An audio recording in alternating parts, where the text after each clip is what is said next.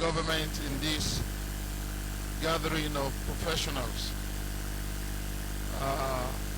He is the chairman of the Bayelsa State House of Assembly Committee on Lands and Housing, representing Yenegua 3 constituency. We welcome to take his seat on the high table, Honorable Ted Lemefuro. Can we please put our hands together? Please keep clapping. Be generous with your applause.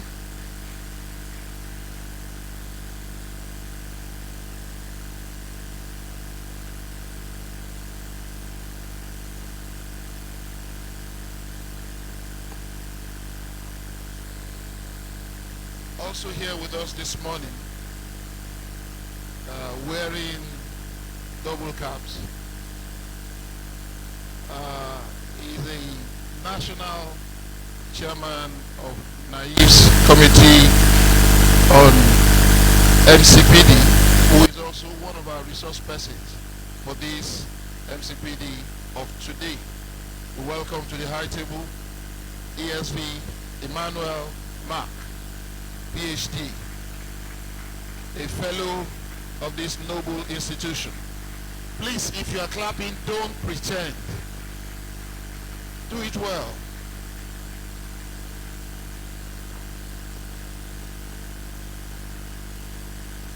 Welcome, sir.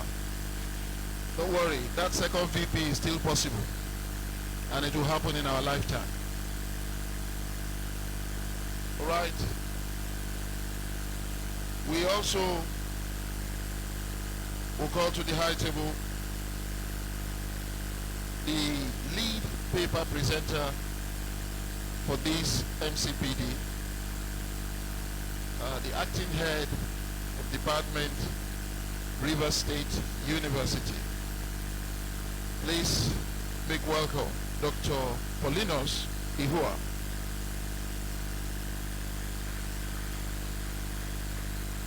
We want you here, sir. Your place no man shall take. I thought I would hear an amen to that.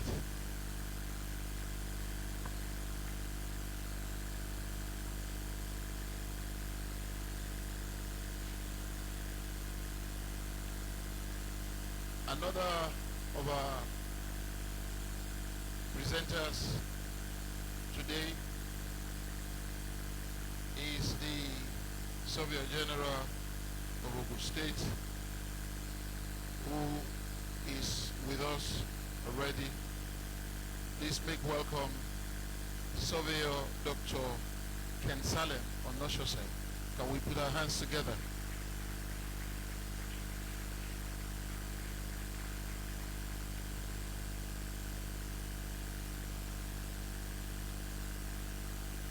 And to round up this session of introduction to the high table, we want to invite our branch chair, who is the chief host of this Mcpd.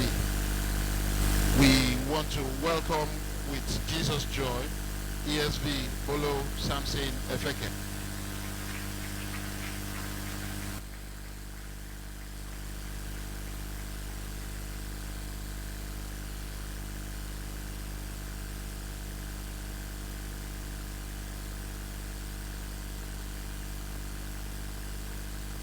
As other members of the high table step in, we will proceed to introduce them without further ado.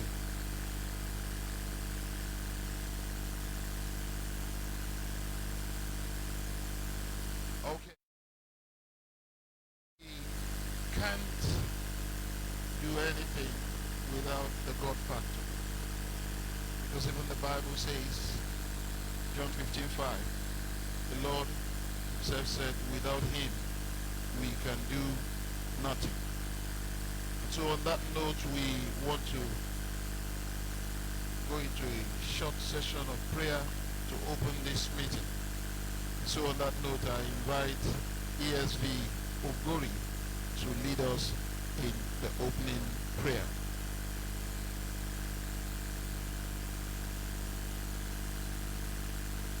Let's encourage him with our applause.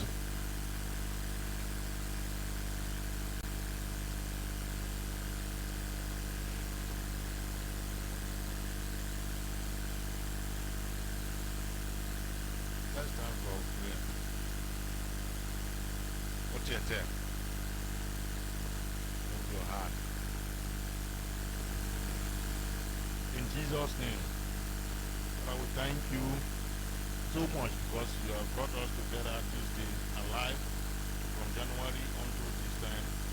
All our activities, movements to other places, other engagements and everything, you were making it possible for us. And particularly in this day, you have made it possible for us to gather here for our Mcpd, where we will put our heads together to learn more about the things of the profession. Father, we thank you so much for bringing us together here. Thank you for joining us. Holy Father, we pray that you will take charge of all the deliberations in this place, particularly the resource persons. Father, Lord, give them the ability, the knowledge, the wisdom to impart to us so that we will take and then improve on what we have learned before. Holy Father, take charge of everything that we will do here. Bless us so that your name alone will be glorified at the end of the day. We thank you because you have done it. For in Jesus' name we pray. Amen. Let's be seated. Okay. Now that we have put God first, we want to assume that every obstacle will become a stepping stone. All right. Now, like I said, the chief host for this Mcpd is none other than our branch chairman. And it is just ideal that we let him say something about why he has decided to gather all of us in this place at this time. Not just within Yenagoa, Bayelsa, but from far and wide.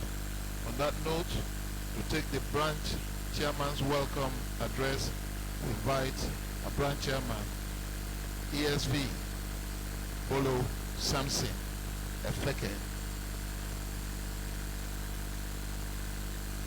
Oh, okay, before the chairman will take his address, our esteemed permanent secretary in the agency of government where most of our colleagues are warehoused, the Ministry of Lands, Housing and Urban Development. Please welcome Niesv Toye Ade. Can we put our hands together? She's also standing in for Barrister Iso Andrew, the Honorable Commissioner for that ministry. Let's put our hands together one more time.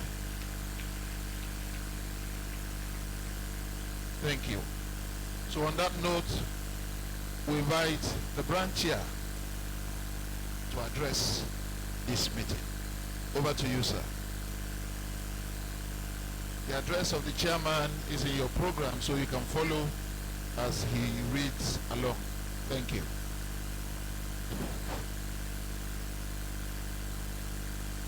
Noble colleagues and members of Nigerian Institution of Estate Surveyors and Planners that have gathered in this place, I want to give you a brief welcome address. Dear noble colleagues and our distinguished guests, I am very excited to welcome everyone to this year's mandatory continuing professional development Mcpd Summit, with the main theme as strategies for managing public facilities and infrastructure for enhanced productivity in Bayelsa. The role of the estate surveyor in Badwa and other interesting topics handled by very distinguished scholars and professionals. The role of estate surveyors and valuers cut across various sectors of the national economy. But as we narrow it down to public facilities and infrastructure management, we intend to create tools which will address the growing yearly in this sector. In a world with so much accelerated growth driven majorly by technology, with several new innovations in the property and construction sector, there is need to update our knowledge regularly to be able to cope with the changes. Hence, we need to learn several strategies on how to manage facilities and infrastructure and be at par with the current technology, and as professionals know our standpoint as medical practice. I want to urge every participant to pay undivided attention, learn and contribute to each section. I know it will be interesting, educative and mind-blowing. May I especially thank the President and team of our local institution for providing leadership and for approving this sensitivity. My thanks to our resource person, Dr. Olivia Dua, Sofia, Dr. Mcpd, Salem, and our own verbally present ESD, Dr. Manuel Mark, for accepting and coming to present their papers despite of the very open inconveniences caused by the recent flood disaster amongst others. May I also thank the chairman of the Mcpd committee, ESD, Francis Mayer, and his committee members, and the various panel subcommittees for making this seminar a reality. God bless you all. Please permit me to especially thank our host, branch chairman, fellow of the institution, the Honorable Commissioner for Works and Infrastructure, for his comparing efforts and assistance towards the project. My special thanks also goes to the Honorable Commissioner for Housing and Urban Development, Bayelsa, and also assistant. Please let me also thank and welcome our special guests, everyone for joining us with your presence. Finally, today marks the end of my reign as chairman of the Nigeria Division of Estate Producers of Bayelsa State Bank. May I sincerely thank everyone for giving me the opportunity to serve you and the new incoming chairman and his executives to wisdom to drive to greater heights. Thanks so much, and please do have a good time. God bless you. Branch Chairman,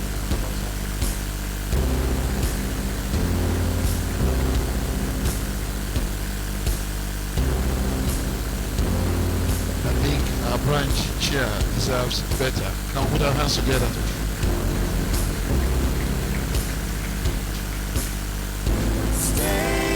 Thank you very much, sir.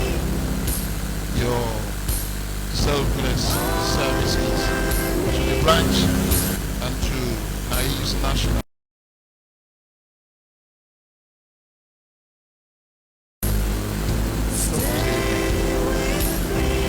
Thank you.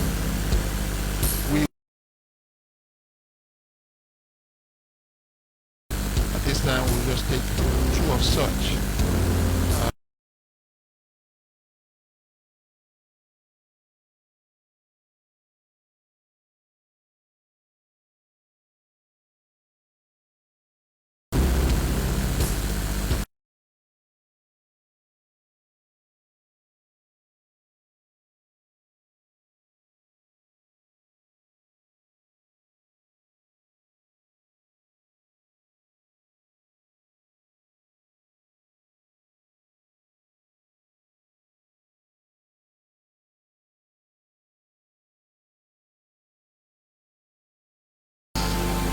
Also use the opportunity to do the official opening of this meeting and equally give his goodwill message. Please welcome with me, representing Bayelsa, the number 3 Bayelsa State House of Assembly, the Chairman House Committee on Lands and Housing, and even Works.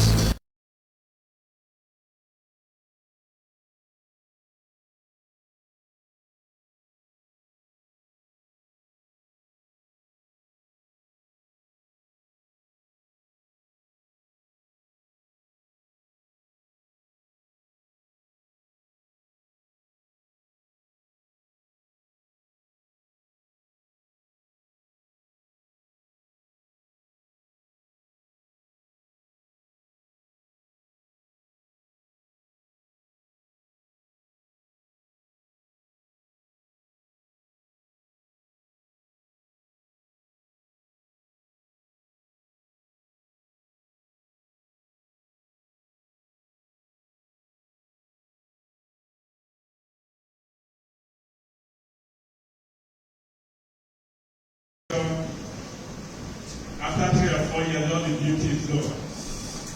And that was my preoccupation. But recently, because of the flood, my attention was drawn to what surveyors do, establishing contour.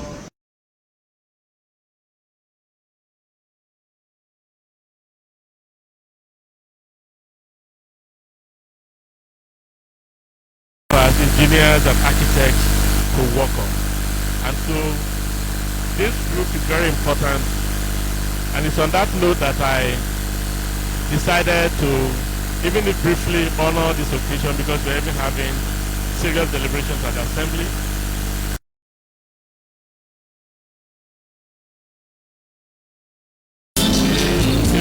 From other places and what struck me was the strategies for managing public facilities and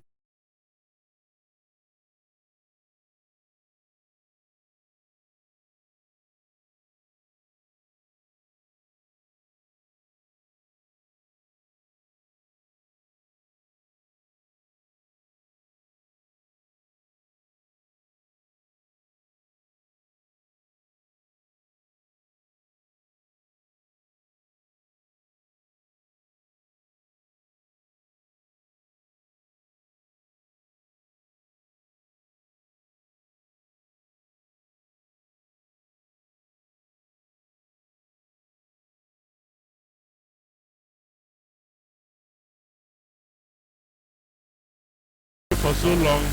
I can see Isia Sobies, Isia Albert, Franco Putu, an old friend, and so many persons here that are one way or the other contributed to the development of this state. And so I am so glad to be in your midst. I would have stayed here to listen to everything that you will say, because even if I'm not a surveyor, estate surveyor or valuer, I know the roles you play, and that you sort of start the development, infrastructural and other developments in the state. For instance, we know Bayelsa State is just about 70% to 75% of Bayelsa State is water. And these perennial floods come and occupy about 90% of our land and all that. And so there's a lot of work to be done. But most importantly, we are not talking about flood today, we are talking about maintaining public infrastructure, maintaining facilities so that at the end of the day, we will not be having collapse of buildings, we will not be having degeneration of our facilities and all of that. And so even at our part, whatever is there, whatever contribution we can make in terms of giving you the enablement by law, we will be there to support. All you need to do is to interact with us and look at areas that we need to legislate on, where we need to give you some enablement to perform in your duty. I do know that there are encroachments in many areas that where a valuer should work, an engineer, civil engineer will say he will do that work, and there are conflicting responsibilities here and there. And even if they are streamlined, at times people assume duty. And so your place is very important. I wish that it would be more than one day event so that I'll come one other day to sit down for 2 or 3 hours to enjoy being in your midst, to learn, to enjoy. But ultimately, I believe that this conference that you have will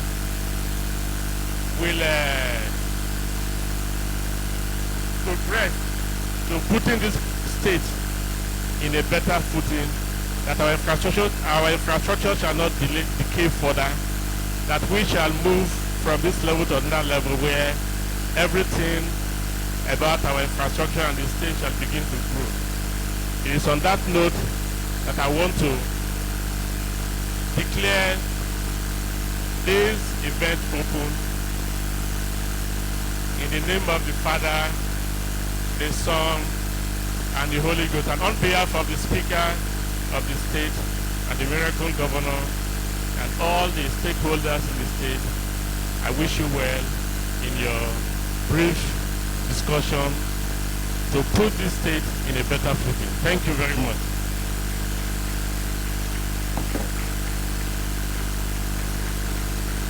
A bigger round of applause for Honorable Ted Lemefro, member representing Bayelsa, Yenegua 3, Bayelsa State House of Assembly, and who has rightly positioned that he is the chairman House Committee on Physical Planning and a member of the House Committee on Lands, Housing, and Works. Can we once again appreciate him?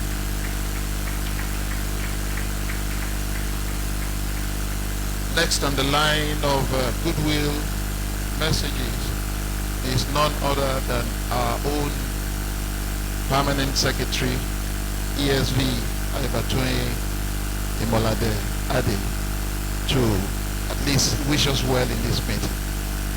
She's not just one of us, she's a major stakeholder and a gatekeeper for that matter.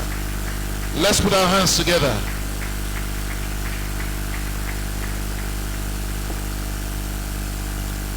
Good morning all. The Honorable Member representing Yenegua Constituency 3, Honorable Teddy Lemefro, a good friend. The resource persons here present, our Honorable Chairman who will be outgoing by the end of today, the estate surveyors and valuers here present, and all other persons here present, I welcome you all. I am here representing my Honorable Commissioner, who is unavoidably absent today. And I was just made a kind of emergency to stand on his behalf to give this goodwill message. I wouldn't speak more because the Honorable Commissioner, the Honorable Member of the Bayelsa State House of Assembly has already touched on many of the things, or most of the things I would have spoken of. So I have little to say.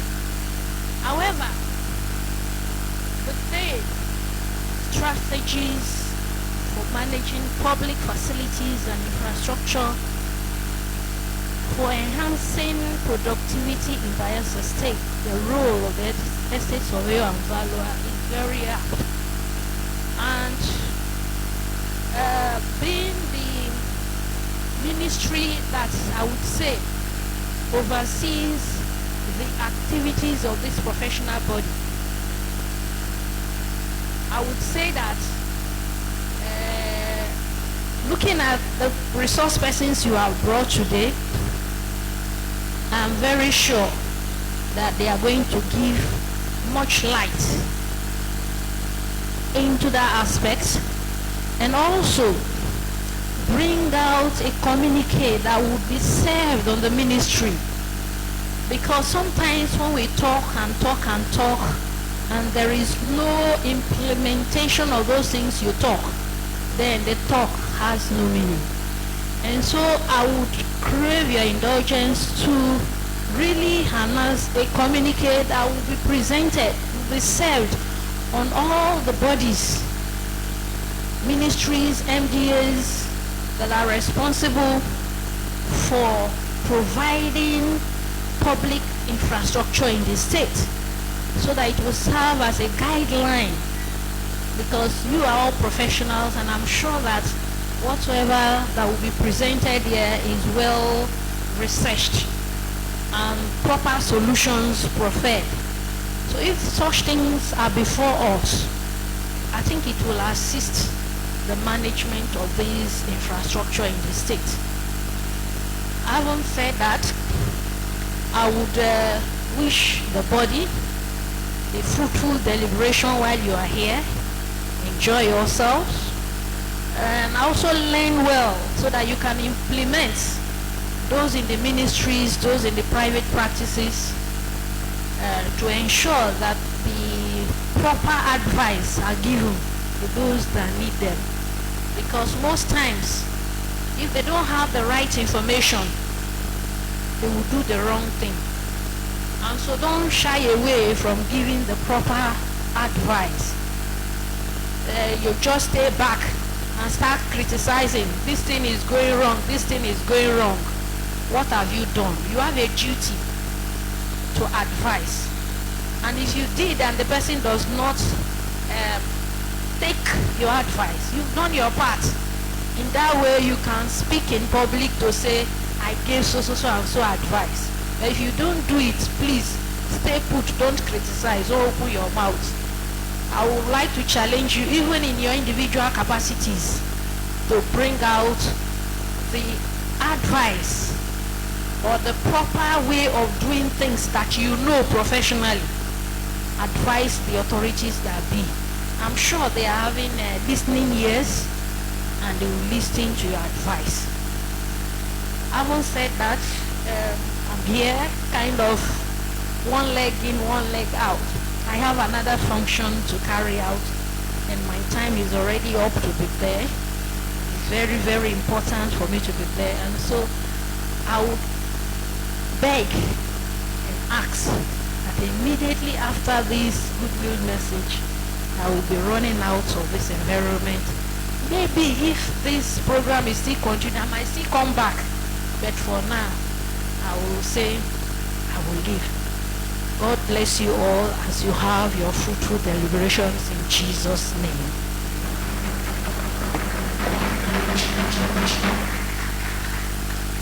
A warm applause for our beloved permanent secretary, a professional par excellence.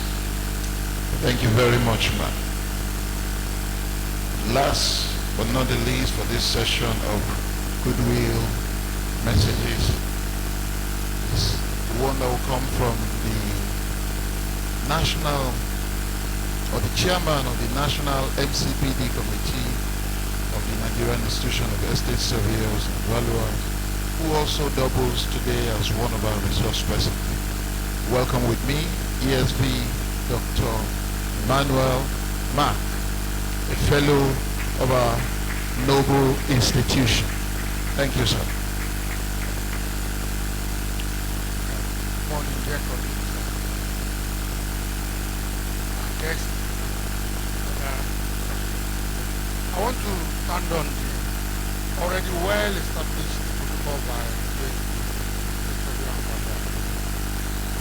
I want to, like I said, we're looking to, I was here last day, Dr. Antoine program.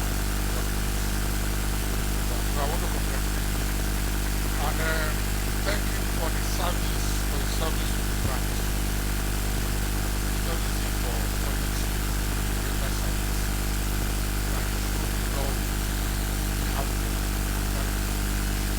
I want on behalf of the National Security Committee for Bracketed Bias, even under this very difficult circumstance, organizing activities. This is about the 11th this year on the branch. So for us in the decided that our institute try to be as practical as possible, get the branches to look at the challenges they have, challenges they encounter in their practice different branches. We want to get topics from those challenges so that when we have our NCP, members will leave this hall finding solutions to some of the problems they encounter in their day-to-day practice. We also decided as a committee that in all the MCPDs to organize this year, there must be topics on ethics and the ethical issues that concern what we do. Most of us here that belong to international organizations, you know that whatever you do, there are attached ethics, there are ethical issues. You are talking about valuation, there are ethical issues. You are talking about agency, there are ethical issues. Facility management, there are ethical issues. So we decided that this year, going forward, all MCPDs come with focus so that we'll also live here after we've learned how to do the job. We'll know the things we ought to do and those things we not do even after our work. So I want to congratulate the branch, the chairman, and the chairman, your chairman organizing committee. Frank has been working so hard. He comes, even during the flood, he came to Abuja to attend one of them because he wanted to tell us that Bayelsa is ready. So I want to congratulate you and I hope that today, after this presentation, we will leave here better equipped on how to manage our public facilities and the ethical issues that we encounter even when we work and solve the problems that come with managing public facilities. Thank you and God bless you.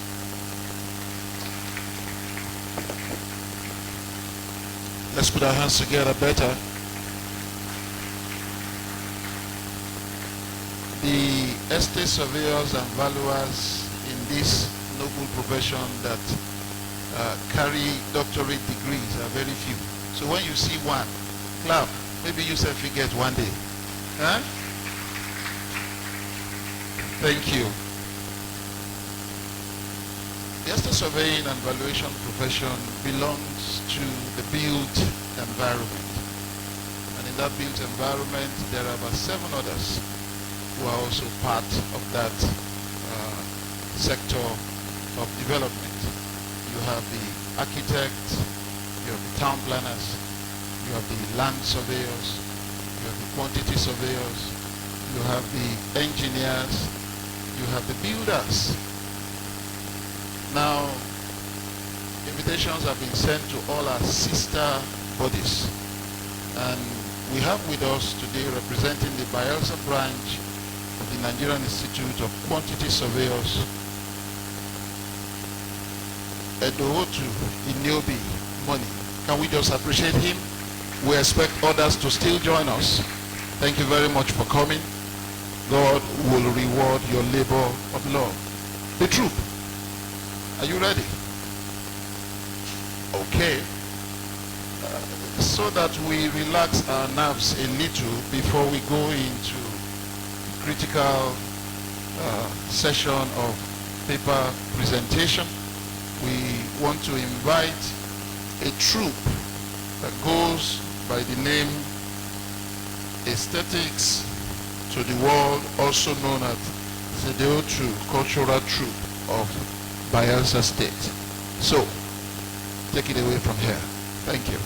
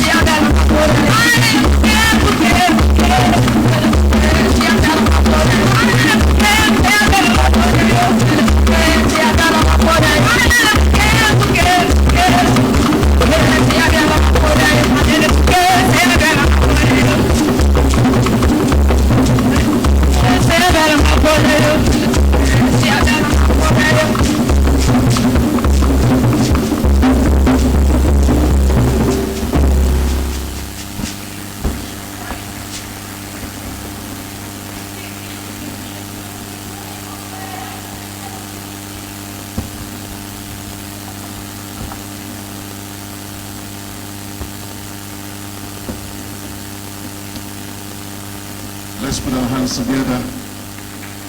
Let's appreciate them. That was meant to just relax us a little so that we can slow down on the uptight things many of us are carrying. I was trying to introduce the other time one of our colleagues representing a sister profession. We also have yet another from the Nigerian Institution of Surveyors, Bayelsa State. Please welcome with me Surveyor Dr. Henry Etili. You're most welcome, sir. All right.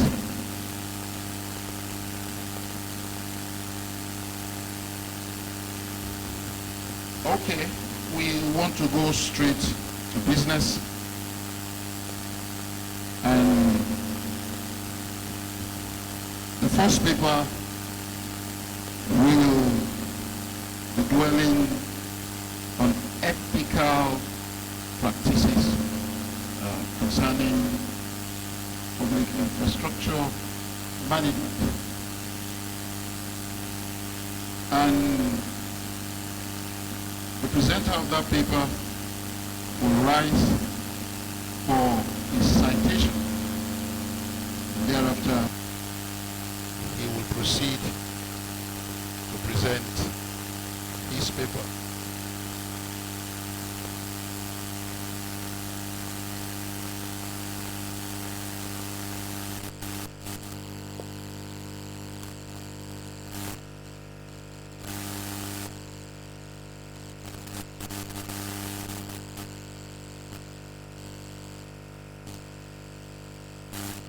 All right.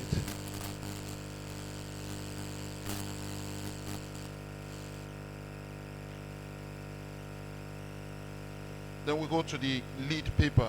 I've just been, oh, you're welcome, sir. We are almost waiting for the second coming of Jesus Christ. But thank God you are here. So please, sir, just take a stand by the days as we go through your citation.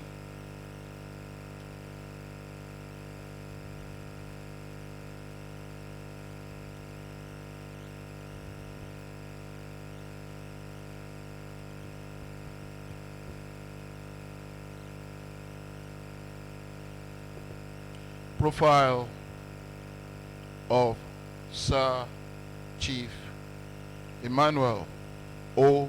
Mark, PhD, Fellow of the Nigerian Institute of Estate Surveyors and Valuers, Fellow of the Royal Institute of Chartered Surveyors and Valuers, SRWA and RSV, a Registered Surveyor and Valuer. As a Chartered Estate Surveyor and Valuer, Environmental Consultant, Senior Right of Way Practitioner, and a lawyer, Emmanuel Mark heads a diverse team of 25 hand-picked estate surveyors, valuers, and environmental consultants representing various interests in real estate, environment, and right-of-way consultancy area of practice. Respected by his colleagues for his problem-solving skills, Emmanuel possesses the singular ability to empower colleagues and create cooperative team. In 2004, he became the founding partner of Noel Mark and Partners. Along the way, he had served as the National Publicity Secretary of the Nigerian Institution of Estate Surveyors and Valuers and member, Professional Practice Committee of the Estate Surveyors and Valuers Registration Board of Nigeria, SVABON. He was the president of the International Right of Way, Chapter 84, Nigeria, in 2018. As president, Chapter 84, Nigeria became the first chapter outside the United States and Canada to have won the Jean L. Land Award for the highest percentage growth in membership in June 2019 in Portland, Oregon, on the 1st of November 2019.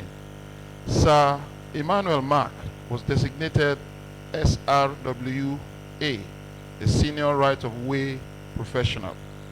The first member of Chapter 84, Nigeria and only African to be designated SRWA, is a premier IRWA designation reflecting evidence of professional accomplishment in the right-of-way profession.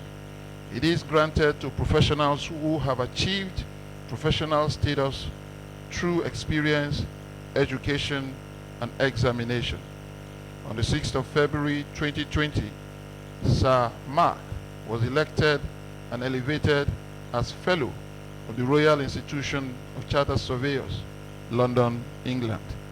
This also demonstrates his individual professional achievement and is a measure of excellence. Sir Emmanuel Mark also belongs to the other allied professional associations like the International Real Estate Federation, FIABC, the Commonwealth Association of Surveying and Land Economy, CASO, Nigerian Bar Association, African Bar Association, and International Bar Association, amongst others. Emmanuel Mark studied at the Rivers State University of Science and Technology, now Rivers State University, Port Harcourt, where he earned a second-class honors degree upper division in estate management in 1999. He later earned an MPhil in environmental management and LLB law 2010 at the same university, and a PhD in environmental management from the Ignatius Ajuru University of Education, Port Harcourt, Rivers State. He successfully attended the Real Estate Executive Seminar, Urban Development, Design, and Construction in Harvard Business School, June 2014, and the Real Estate Management Program, Finance, Design, and Leadership of the Harvard University Graduate School of Design in October 2014. Today, in addition to his corporate responsibilities, Emmanuel Mark takes great pleasure in community service as encapsulated in his membership of the Rotary family since 1996. I thought at some point we will clap our hands.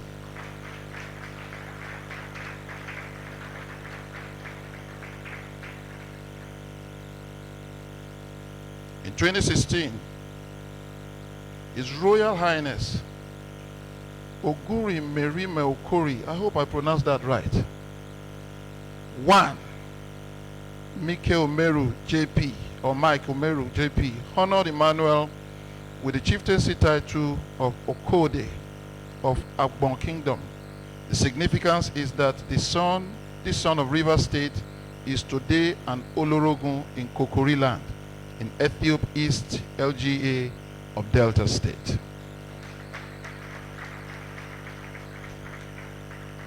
Emmanuel is a devout Christian and a Knight of St. Christopher of Anglican Communion and a Justice of Peace in the Rivers State government. Sir Emmanuel Mark is humble and ever willing to learn, irrespective of his personal views, opinion, and academic qualifications. He never throws his weight or status around, but ever simple, gentle, and receptive. He takes great interest in creativity and innovative thinking and never compromises honesty and fairness to all. He is married to Goody, his beautiful and charming wife, and they are blessed with lovely children. Distinguished ladies and gentlemen, join me as I present to us Sir Chief Emmanuel O. Mark.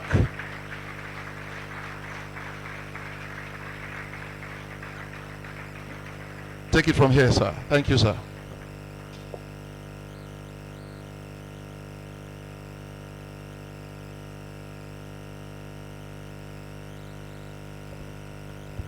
Thank you, Remy. Yes. I want to thank the Bayelsa State branch for inviting me to come and talk to us on ethical standards in public facility management. Actually, I thought I was going to be the last person to talk, to speak, so that we can listen to all the processes, what we should do, how we should go about it, and then we'll come back to know the do and don'ts around those processes. But that is not to say that it is not important. Ethics, for me, is one of the most important things in any our professional life. So even as we grow as estate surveyors, land surveyors, quantity surveyors, lawyers, arbitrators, whatever we do, ethics is at the bedrock of our practice as professionals. So it's important that we know about those things that we ought to do. We have a profession that is multidisciplinary, assistant surveyors and valuers. Even as we have departments in our practice, we have agency, public facility management, private facility management, what do you call it, valuations, what do you call it again, rating and all that. That's all the things we do. But there is a foundation to everything we do. It's around our ethics. And so we must take ethical considerations very seriously if we will move forward in our practice. So public facility management, like the first slide, is just on public facility management. Go to the first slide. As public facility management are designated for functions related to health, well-being of people in specific areas. It has a big impact of the quality. Sorry.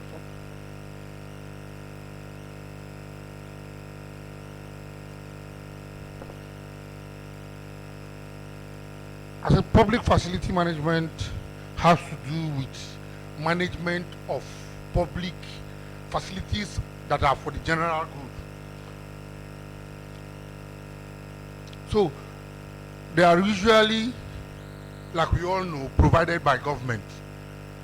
Though we have private facilities that we can also run in our homes. But public facility management is generally known to be provided by government. Roads, schools, infrastructure, and all that, and other things. It also, in some cases, private individuals also provide public facilities. In situations where the government facilities are not able to cater for the needs of the generality of the people, the private individuals will come in. That is why we have private universities. You know, private universities are private properties, but they are for public good. So examples of public infrastructures, we have the road, the airport, seaport, our prison facilities, social infrastructure, health, general hospitals, administrative structures like the House of Assembly, this is your Secretariat complex and all that, the government house, the military barracks and all that. They are all public facilities. And so, what is the public facility management? What is public facility management? I describe it as the general method of plan, how to manage those facilities. And we, as estate surveyors, are the people that are trained to do justice to those facilities as it were. So, efficient public facility management is indispensable in any society. So people that are trained to do this job, it's not something that anybody can come in and say, I'm a facility manager, I want to come and manage properties. In our private life, you see landlords build properties, and then at the first 2 years, when they want to take rents for those properties, they will be in a hurry to give out the properties. But after the first 2 years, and they get people to begin to pay back their rents, you begin to see the difficulties and the challenges that come with those management. Then you begin to see the need to have professionals to come to. Just also in public facilities, it's not an all-commerce affair where you see maybe a banker coming to tell you that somebody that studied banking or that is not in the built environment coming into our public space to say, I have this skill. and I want to, manage those government facilities, maybe because of position and all that. So we are the people, public facility management are professionals are those that are trained in the act of managing facilities, public facilities special, because they are specialized properties. Instead of our facilities are usually in a very bad state, roads, houses, public infrastructures, buildings. What we have in Bayelsa now is slightly different because we did have a national disaster, but generally what we know is that public facilities are usually not taken care of because people don't see it as their own. They see it as everybody's property. They say what belongs to everybody belongs to nobody. So people don't take specific,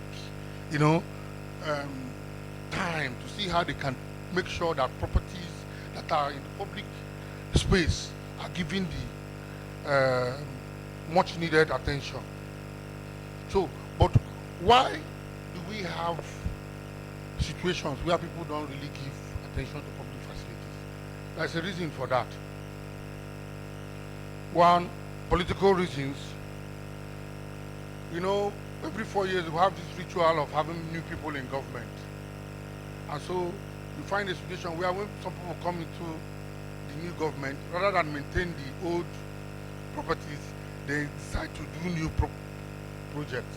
And so since they are playing in this euphoria of going to do new projects, they forgo the old, or don't take time in making sure that our old properties are maintained. We also have physical reasons where budgets for maintenance is reduced when funds are not available. They have situations in our ministries, most of us are in ministries, in our higher institutions, that because of the budget, and so government does not, make enough provision for management of the facilities. So most of us that are in, like our lead speaker is in the university, where they have, at times the visitors that they don't have enough money such that, they will not provide enough for maintenance. And so you see most of those public facilities in very bad shape, even in our ministries. Sometimes the permanent secretaries will tell you they don't have enough budget for so maintenance. And so that if you go into public toilets, public infrastructures, windows broken, and things are not taken, steps are not taken to replace them because, like they want to tell us, provisions are not made adequately in the budget. We also have reasons of capacity. You have some ministries, government, public infrastructures, where people they don't really have the professionals to do the job of management of public facilities. So since they don't have that capacity, they don't even do it. And so the properties are run down such that they are in very bad decorative repairs.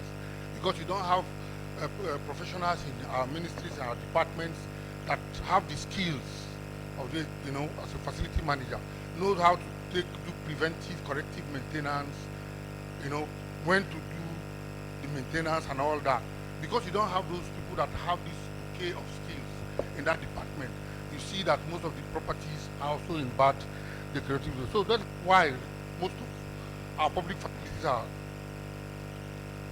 are in a bad shape. But so the estate surveyor and valuer and public facility management, the key area. So the roles of the estate surveyor in performing public facility management, amongst others, include but not limited to the following. It is our role as estate surveyors and valuers playing in this public space to formulate detailed, planned, preventive, and corrective maintenance policy for managing public facilities. As estate surveyors and valuers in the public space, in the public ministries that are responsible to take care of public facilities, it is your duty to have a preventive, corrective maintenance schedule. As a professional, this is the steps we take at this stage. For instance, we do know that most of our buildings will take 10, 15 years to do a standard. In places like Bayelsa, it's far shorter than that. Maybe 5 years, you need to do a repainting of the building. A professional will know that because of the kind of environment that we play around here, in 5 years we should paint our building, or we also be able to know the kind of aggregates in terms of quality of paint that we need for external painting for buildings in Bayelsa and buildings in Port Harcourt, or buildings also in Abuja. There are different specifications. So it is the role of an estate surveyor and valuer, or a professional playing in this sphere of practice, to know the kind of steps that we take to protect the building fabrics as time goes on. There's also a duty of the estate surveyor and valuer that plays in this area to identify and establish operative lifespan and renewal of component parts of properties. We know we know that every property has estate surveyors and valuers and people that manage facilities. We know that properties have lifespan. If you have a key on your door, you know that whatever it takes, the handle may, because of the frequency of usage, may last for 4, 5, 6, 7 years. Some will, depending on the quality of the door locks. So it is our duty to plan for a public structure. These are the kind of things that we must change in the next 4 years, in the next 5 years, in the next 6 years. Those are the kind of roles that we should play as estate surveyors and valuers in that space. As acting as facility man, estate surveyors acting as facility manager on behalf of government for the overall benefit of the generality of the person. Like we said, the public facility management has to do with managing properties for the overall benefit of everybody, the majority of the people of the state. So a private facility manager will be managing for Mr. Emmanuel Mark or Mr. Frank, but the public facility manager will be looking at the property for the generality of Bayelsans, for instance, because he plays in. So our members playing in this space will be looking at how to maintain property, how to advise government for the best use of the property for the generality of our people. Basically, those talking on facilities, the facility infrastructures, we do justice part of it. But my role today is to look at the ethical issues that comes with managing public infrastructure, public facility management, and how we can play and make sure that we do things rightly. Like I said earlier, ethics usually is the benchmark of by which every professional does the jobs they do in their professional life. Lawyers, estate surveyors, accountants, quantity surveyors, builders. Every professional association has code of rules and regulations on how to do their work. And so ethics, when we're talking about ethics in the public facility management, but that ethics we're talking is also ethics in every other, all around our built environment. So there are things we must not do, or there are things we must do to make sure that we practice our profession more effectively. And the basis of ethics is, we also, when we were growing up in our homes, there is this notion of good and bad. And so your parents will tell you, don't do this one. If you, even as Christians, they say, if you tell lies, you go to hell. If you take somebody's property, or you take money that belongs to another person, you go to hell. So there is this, even as young men, adults growing, there is this basic principle that we are taught, that there's difference between good and bad, and that if you do good, you go to heaven, and that if you don't live your life as good as you're supposed, you go to hell. And so that is what ethics is telling us about, that as professionals, if you do your work based on the ethical principles that guide you won't have a problem. But if you do your job wrongly, you will be subjected to, facing ethical issues that may even result to you being your seal being collected from you, removed from you. So it is the basis of good and bad. So for us, ethics, like I said, is key component required to build and maintain strong relationship, both physically, professionally, and personally. So for our professional life, for us to build a more close-knit, responsible relationship, we must take care of our children. So it's a sort of guideline to what to do in a profession as a professional body. It's like a guideline for us to know the things to do. And there are also penalties, like I said, for erring members. So that if there's ethical issue one, and that a member that goes against ethical issue one, there are penalties for those ethical violations.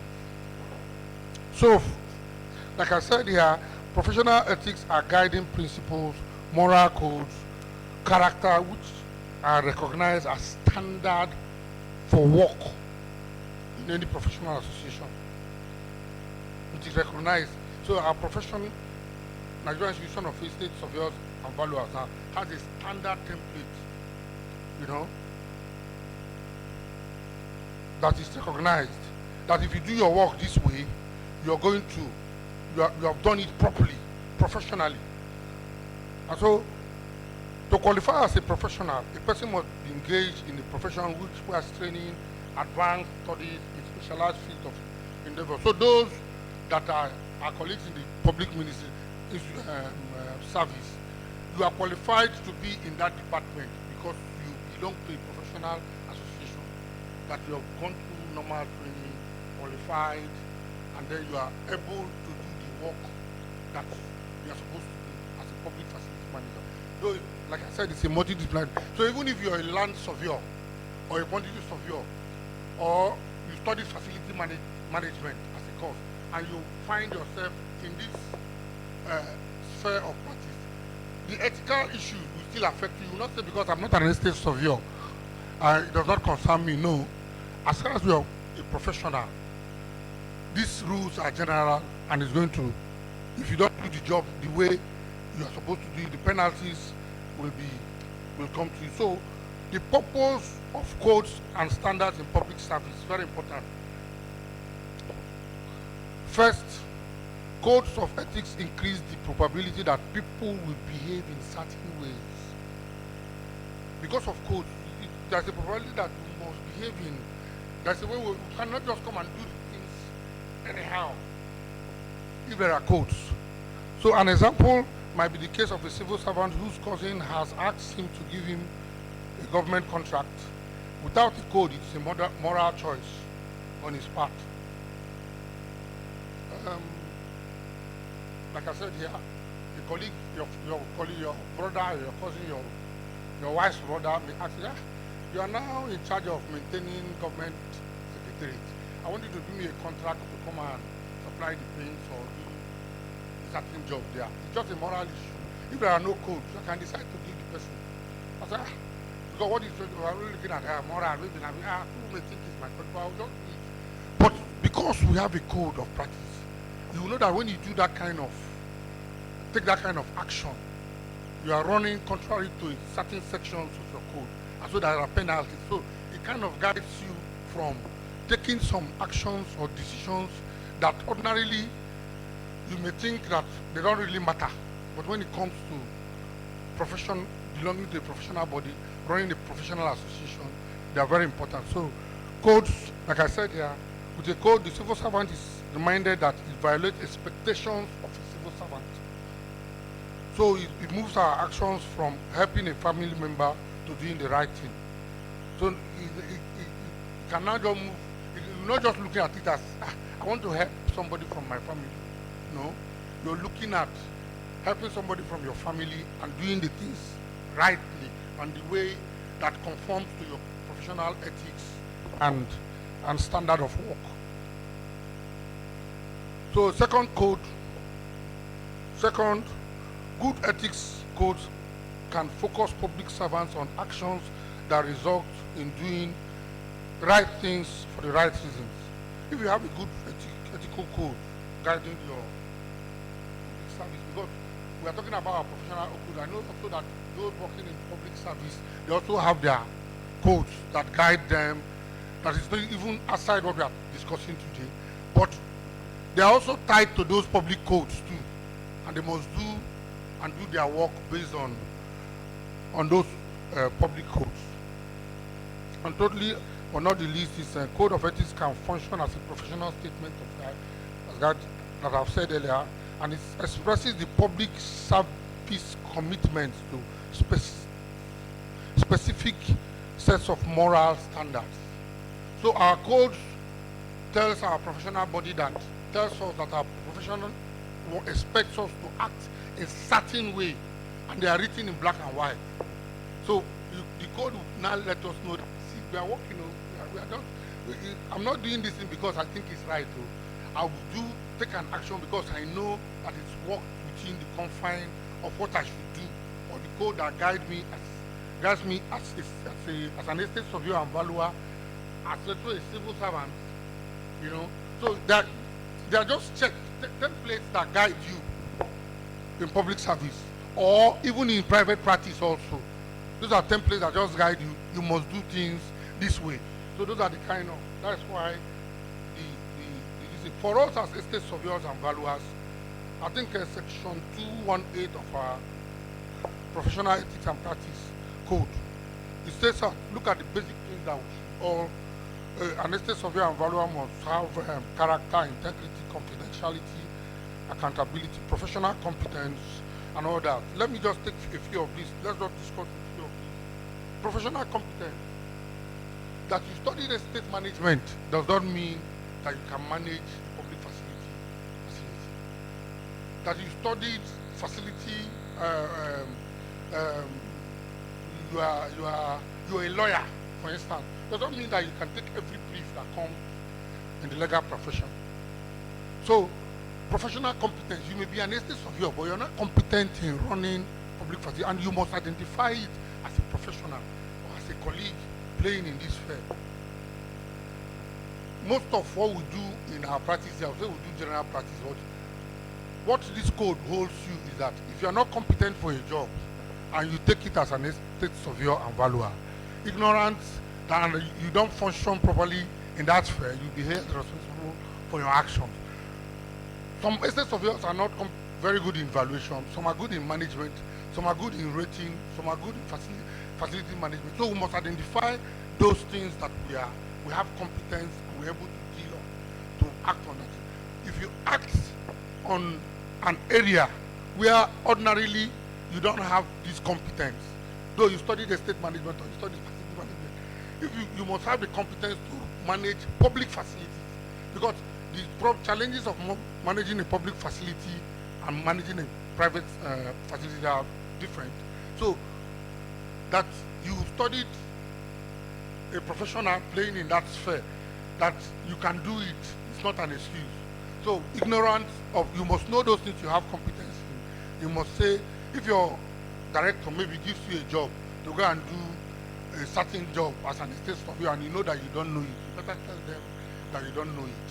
Or by the side, get a colleague that knows it to guide you. But if you go and do the job and you don't show competence in that job, you'll be liable to this code. That is accountability. We know in our private practice, you must be accountable to your clients. He gives you money, you must also be accountable and report back to him. Even as a public facility manager, a vote is given to your department. Your director or PAMSEC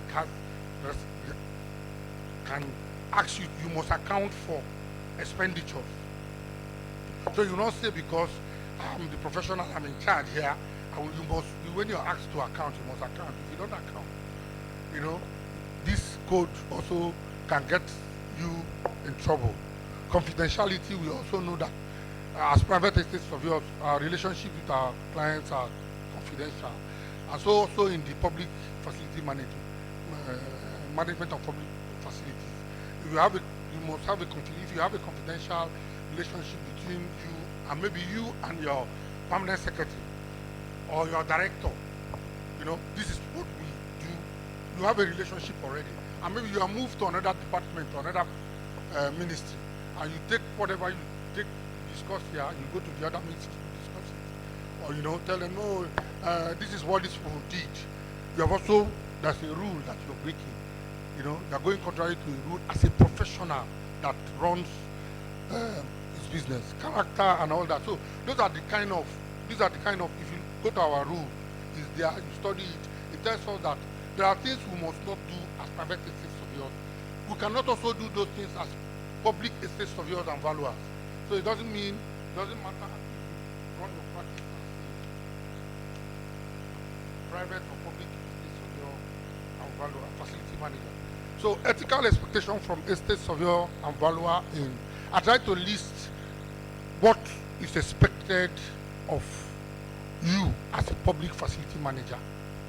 So I try to list those things here, and then maybe we'll just take a peep and do a discussion of selflessness. That's one, selflessness.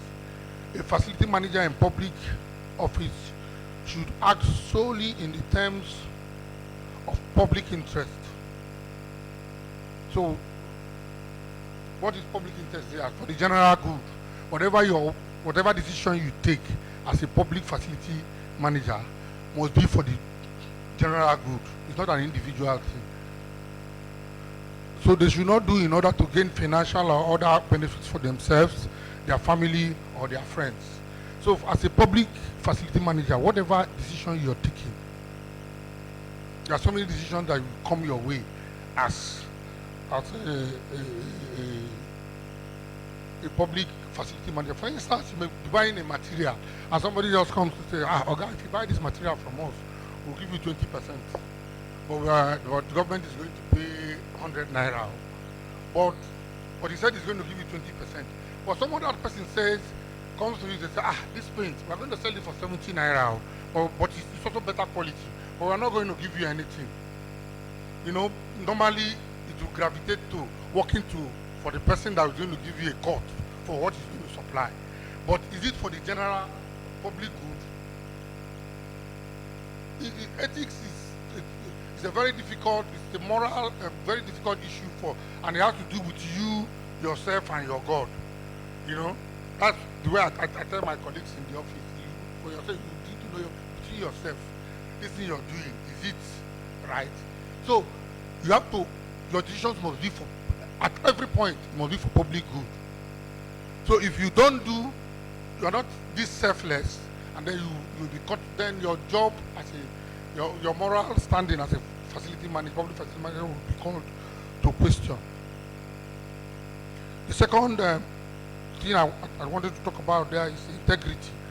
Facility manager in public office should not take themselves under any financial or other obligations outside the individual organizations that may seek to influence them in the performance of their official duties. So, civil servant, I think this is also in your code in civil servant. So if you're sitting in an office, you don't go and get yourself entangled with maybe a contractor such that he gives you money, and then when you want to take your decision, you cannot think right. There are so many actions we take in this sphere because of our financial and fiduciary relationship with people. You cannot think right. You cannot take the bull by the horn. Maybe when the person comes, because you know that you get something from the person, you cannot be objective as you ought to be. In managing public facilities, including awarding contracts, recommendation, individuals, rewards, benefits, holding of public office, holders of public office should make choices on merit.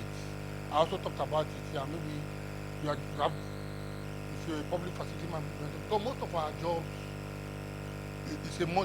facility management is multidisciplinary, and most of the things you do, you may need to outsource. And so you're playing. You are talking to different professionals.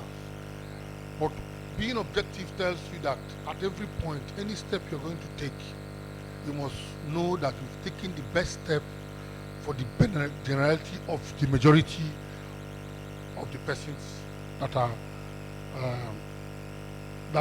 are enjoying those facilities.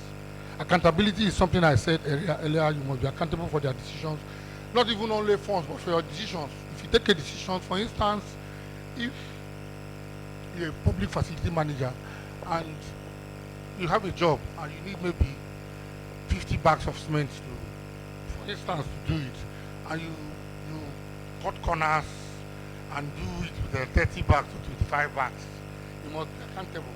And if that's a problem. Accountability is not just accounting for money, but being accountable for your decisions, every decision you take at every point in time in course of your duty and your this thing. Openness also is one of the key issues that must be looked at in public facility management. Managers of public facilities should be as open as possible about their decisions and actions that they take. They should give reasons for their decisions and restrict information only when the wider public interest clearly demands.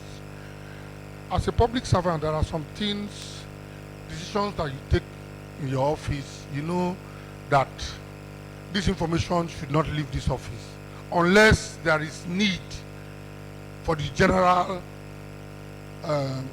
public to know. And you all know, most of, I know majority of our members in Bayelsa here, they are around the public service. You have rules. There are some things they say, don't allow this thing to leave the office. And you must play by the rules of that office so that your jobs can be, you can be seen to do your job based on our ethics and code.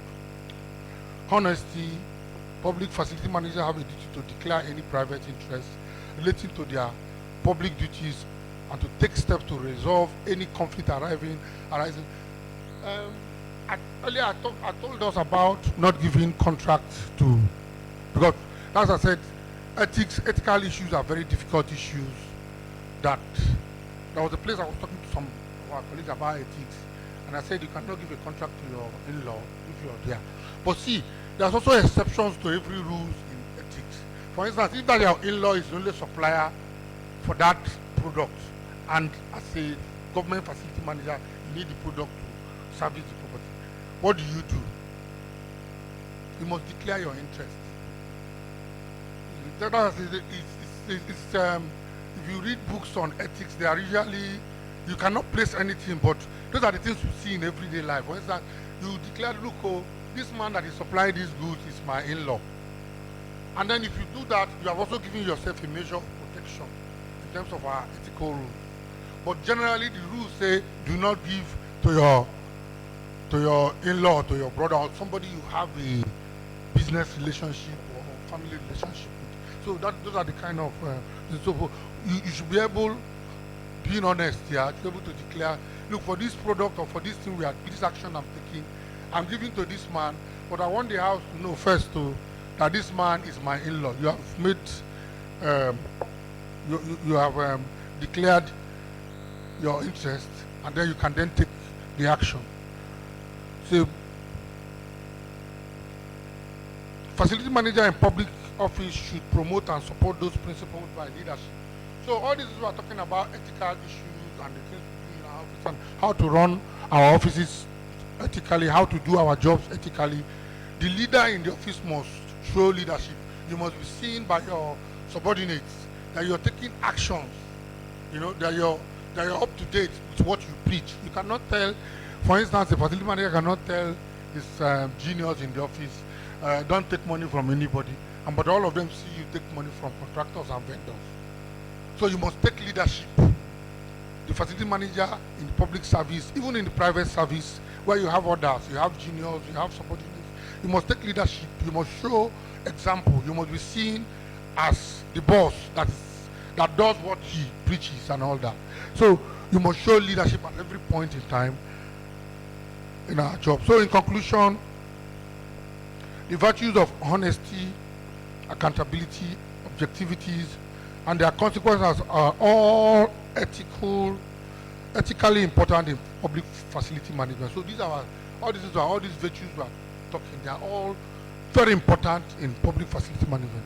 So ethical and professional standard provides the best moral compass for sustainable public facility management in our country and beyond.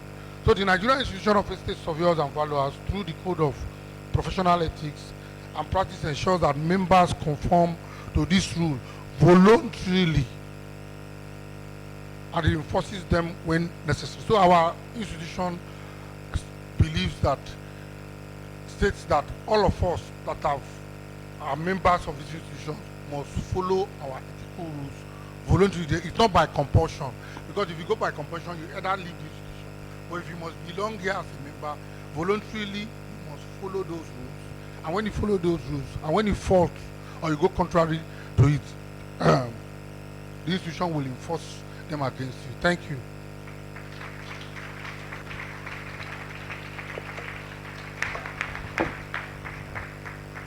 I'm sure we can do better than we just did.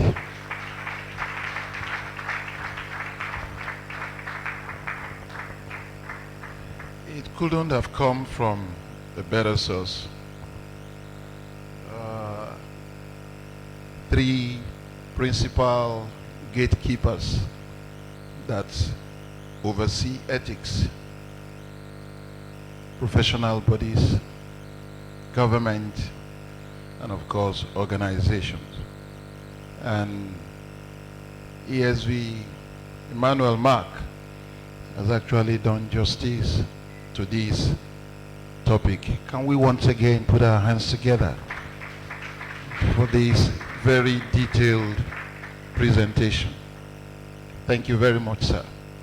When we get to the session of question and answer, I'm sure questions will arise.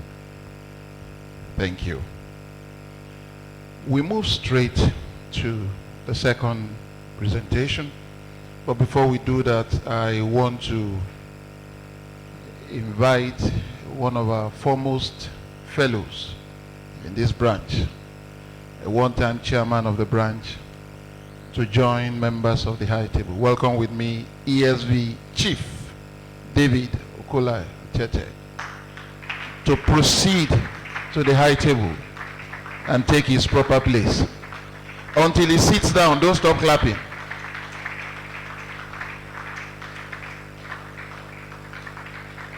Let's keep clapping.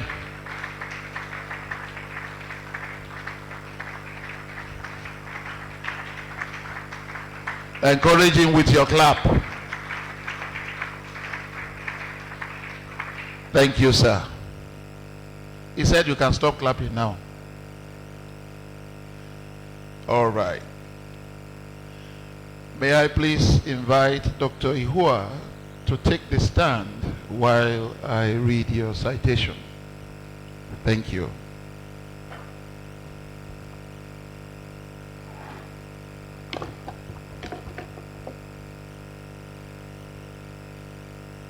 Dr. Paulinus Walker Ihua is a senior teacher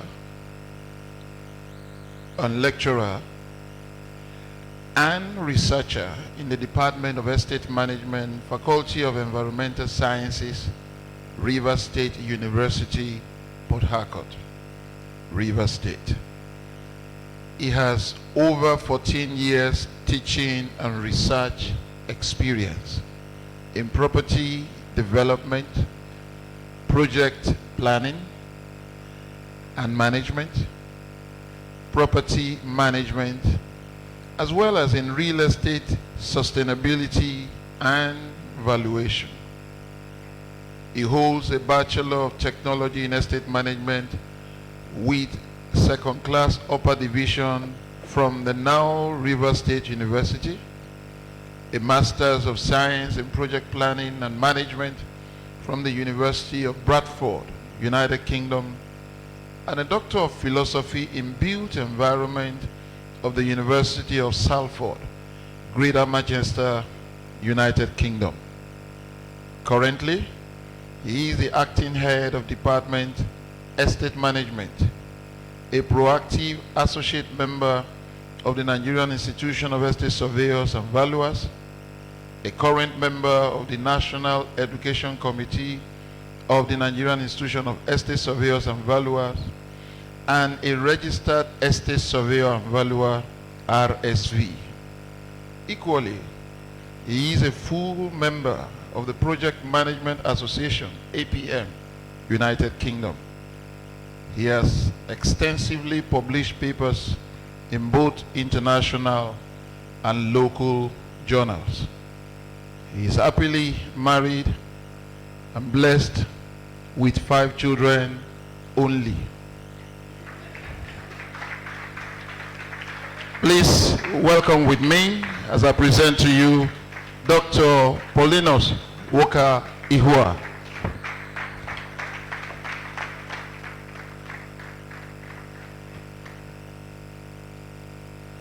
Thank you, and I will start my thanking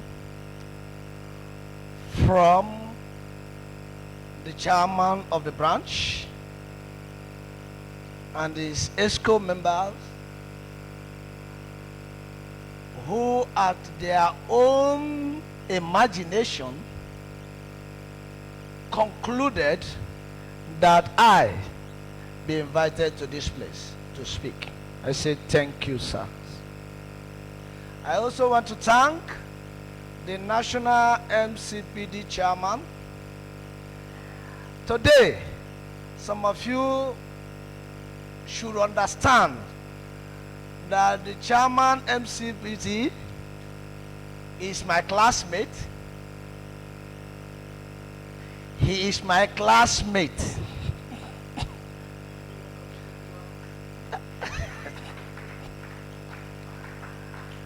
We started the same day at the River State University.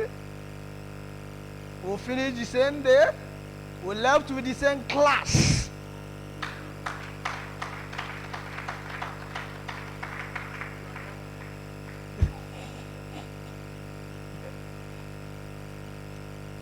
However, he chose to go into full practice while academic was pushing me, not me pushing academics. I want to thank all the members of the branch. My business today is to just look at a simple way we can help ourselves to manage what has been entrusted into our hand.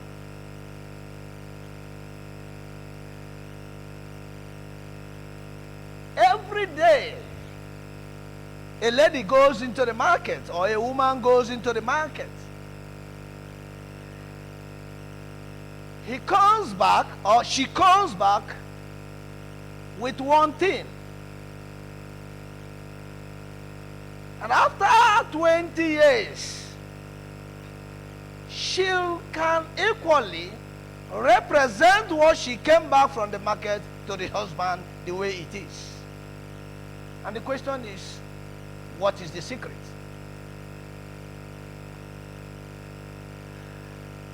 The only secret is ability to keep something in a better shape.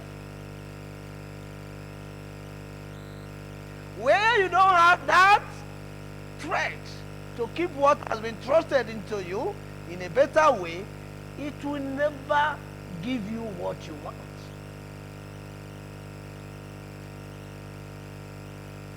I have also seen a friend who had a shoe, one shoe. For the past 30 years, he has been using that shoe. And that shoe, every day, it looks as if it was bought yesterday. What is the secret? Ability to keep and to ensure that this thing will remain what? Anew.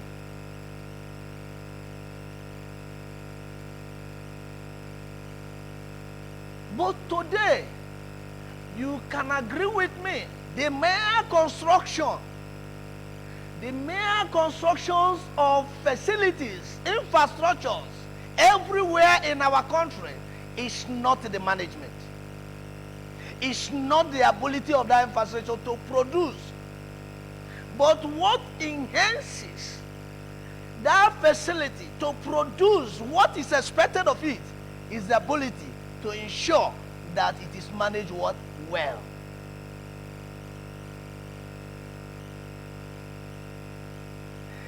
Every individual has his own lifestyle, and the lifestyle is also dependent on where you are.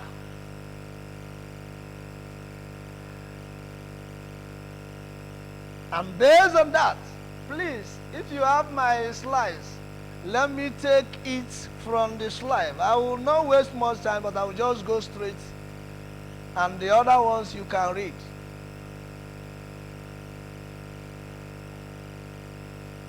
Go, we are past here, please. These are the introduction, which is public facility and what they are. Strategies for managing facilities and infrastructure. Benefit. What is facility? These are facilities constructed and owned and should be managed by the government, whether at the local level or at the state level. These are what is called public facilities. From the ownership, you determine who should be responsible for it. What is facility or infrastructure management?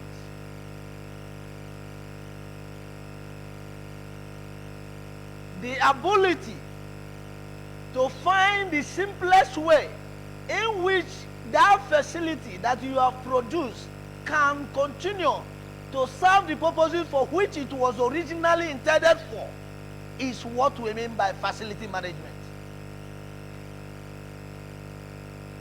If at the end of whatever approach, strategies, method you are using, the purpose for which that facility was originally designed and built is not achieved, then completely it has failed. This way, we can help to manage the facility in order for us to have productivity. If you look at the slide there, or the flow chart, we have public facilities to infrastructure, which is our focus. And then the first thing we should do is to identify and know those issues, those factors that are related to the problem, that can make us to drive towards effective productivity.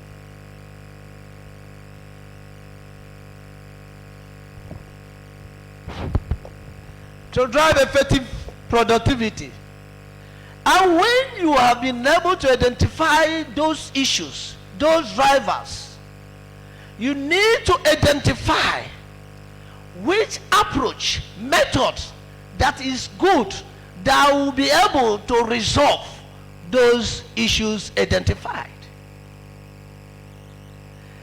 And then when you have done that, you need to think of which of the management strategies that will best address the situation. Remember, you cannot successfully manage without understanding those who play various roles in what you are doing, and that remains the stakeholders. You need to know the stakeholders, because any person who has interest, whether he is internal or external, must have influence in whatever you are doing. And therefore, you need to identify and know those who are stakeholders in what you are to manage.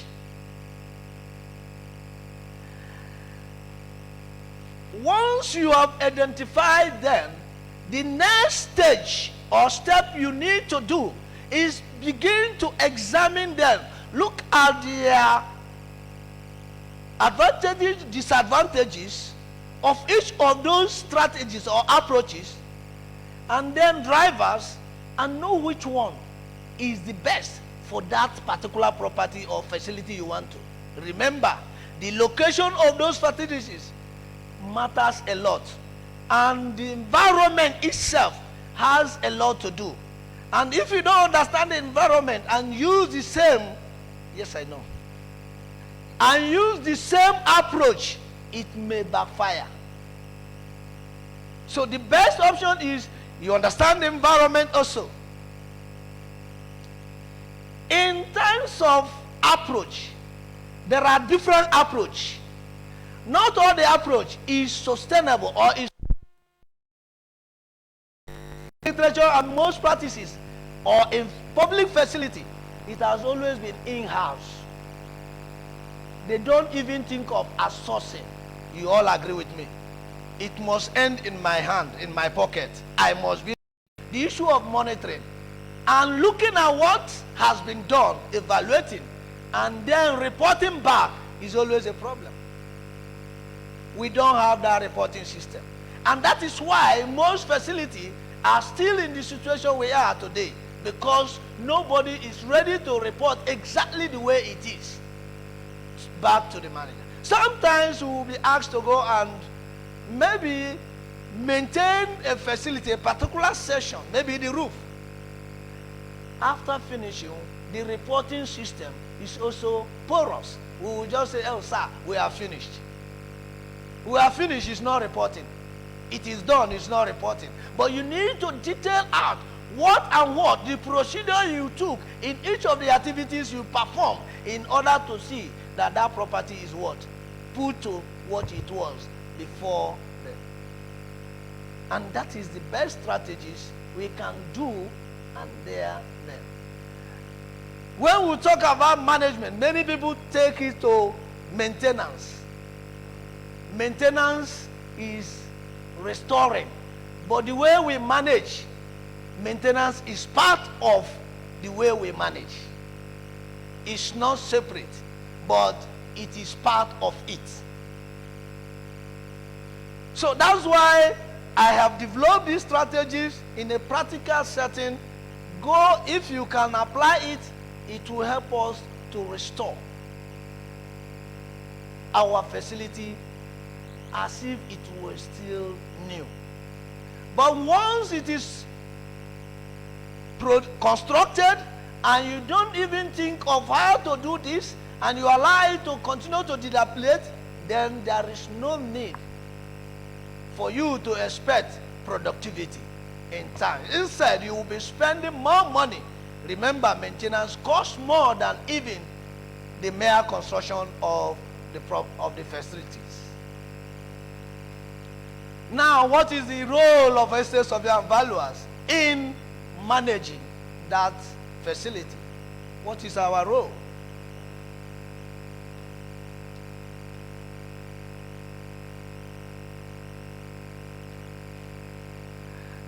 One of our roles as an estate surveyor and valuer registered is, first, you have to determine or formulate policy and objective. You cannot manage without an objective. You cannot manage without a goal.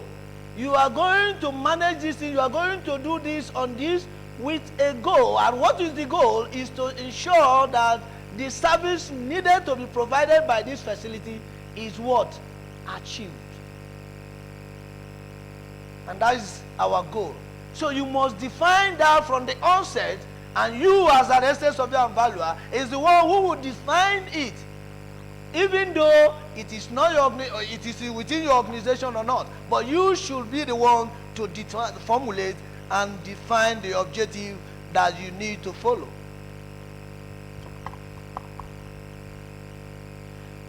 Our role again is to ensure that you are the one who will define the specific maintenance approach that will serve the purpose of achieving the aims and objective that you have originally designed, which is the policy.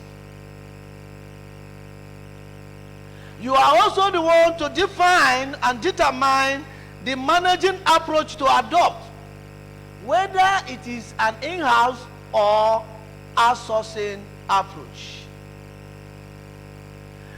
It is the responsibility of you as an estate surveyor and valuer to determine the reaction time should a maintenance or a defect occur in a building. You are the one who should define the reaction time.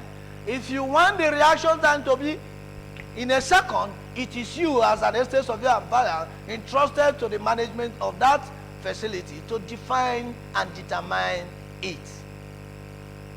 You are also responsible in setting standards. It's not a responsibility of another person. If you must manage for productivity, you are to set the standard at which you want to attain in every task you are performing. You are also responsible to determine the life cycle of every facility or fittings that will be. If you don't know the life cycle of any component of any building, it is good that you find out the lifespan, because that lifespan will help you to know which type of maintenance you are going to adopt for that particular component in the building or in the infrastructure. You are also to provide and determine and provide awareness to your subordinates on the legal issues regarding the maintenance approach. Every maintenance management approach should have a legal issue, and you should provide awareness to them. Should we do this? This should not happen, or this should happen if we don't do it. And then we should determine and provide an integration platform where we should implement, monitor, evaluate, and report. That one is your responsibility. You should ensure you send me a message. As I come back, don't just say, sir, I've done the message. It's not an answer. It's not a reporting, a better reporting pattern. But they should be able, the person should be able to tell you, when I got there, I saw this, I did this, I did this, and I did this. That is proper reporting. Based on that reporting, you can do an evaluation to see whether what you have done is actually the proper way and to enhance the productivity. What are the benefits? Now we know our role. What is going to be the benefit of us managing our public facilities and infrastructure? If we adopt the conceptual model and we follow it, some of the benefits we are going to derive is, one, the economic sustainability of the public facility and infrastructure will be attained. Remember, when we talk about sustainability, we are talking about three issues, the three dimensions, which is the environment, the economy, and the social. Every facility or infrastructure provided by government or whatever is there to serve and fulfill these three purposes. One is to beautify the natural environment. Two is to provide a return in terms of social to the people. And the other one is to make the users to be happy. And so if we manage properly, it means that we are going to enhance this aspect. Two, it will increase social benefit because there is going to be more resources for services and amenities.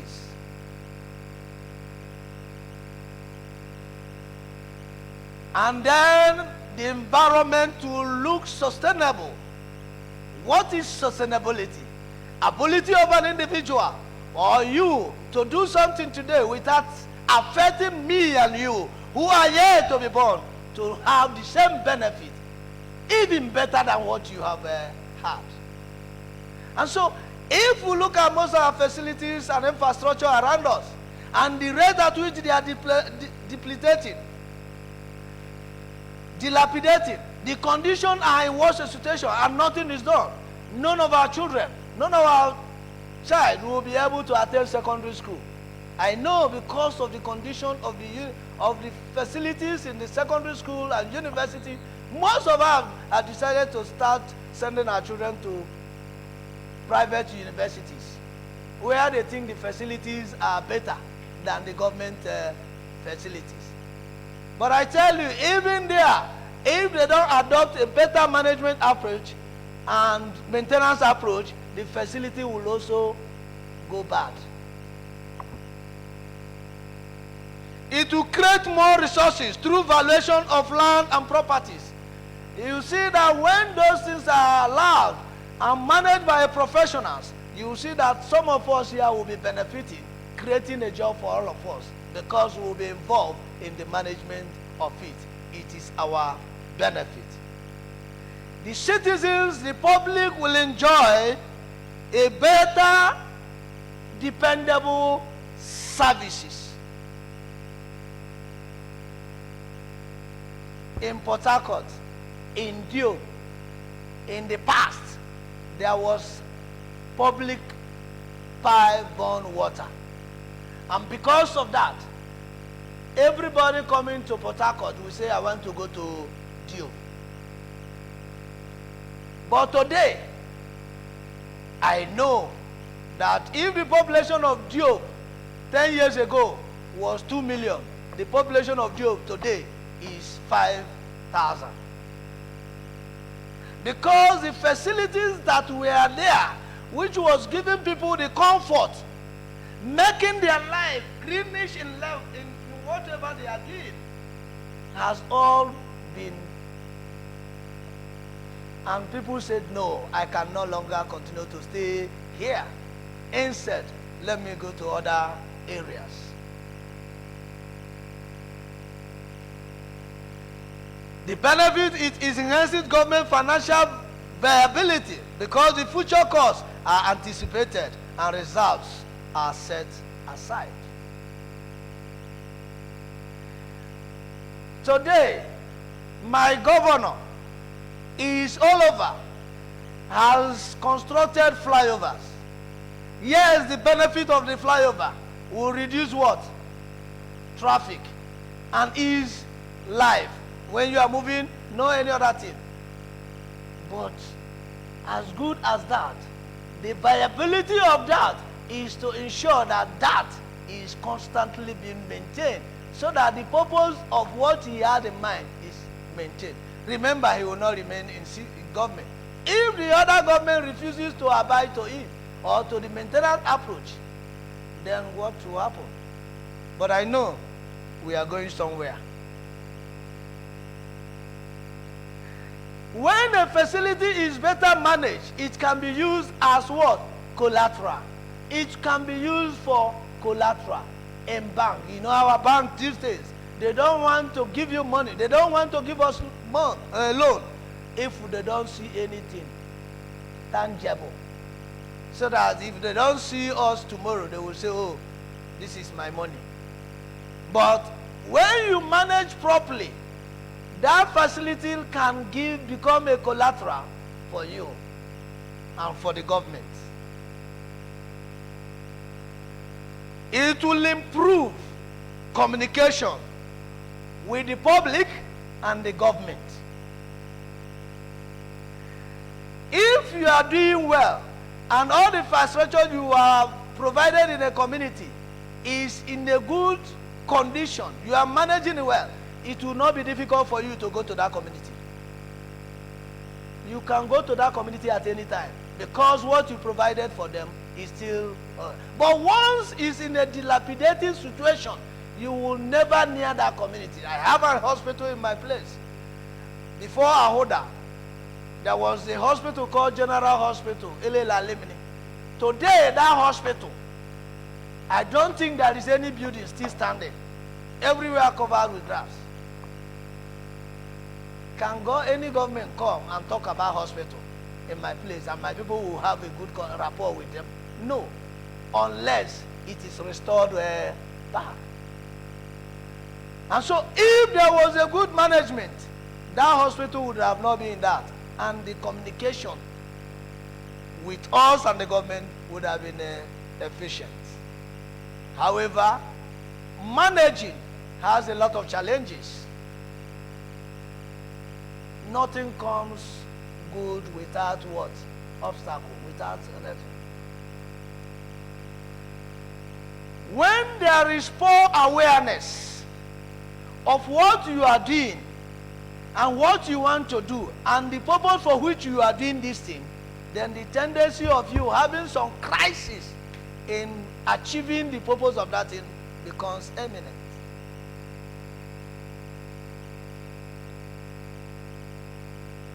Again, poor information about the policies, the objectives that you did not clearly determine from the onset of the management will pose another problem. Again, when you are managing from the policy, you should be able to determine and distinguish responsibility, roles. If you have kept all the roles because you are the director, because you are the boss, with you, by only giving me the role of go and call me Mr. John to come, then there is tendency for you or for that proper or the management not to succeed, and it will be a challenge. Because the day you ask me to go and do what I don't know about, then the tendency of you failing is completely positive. Again, lack of management, top management support is another problem to managing public facility. When I mean top management support, in times of the policy, in times of the objective you have designed, then approving. You know, once you design a policy, the first thing that some of us who are directors, who are in the government, will look at, does that policy and objective translate all this grammar to money? If it does not translate to money, I will not approve.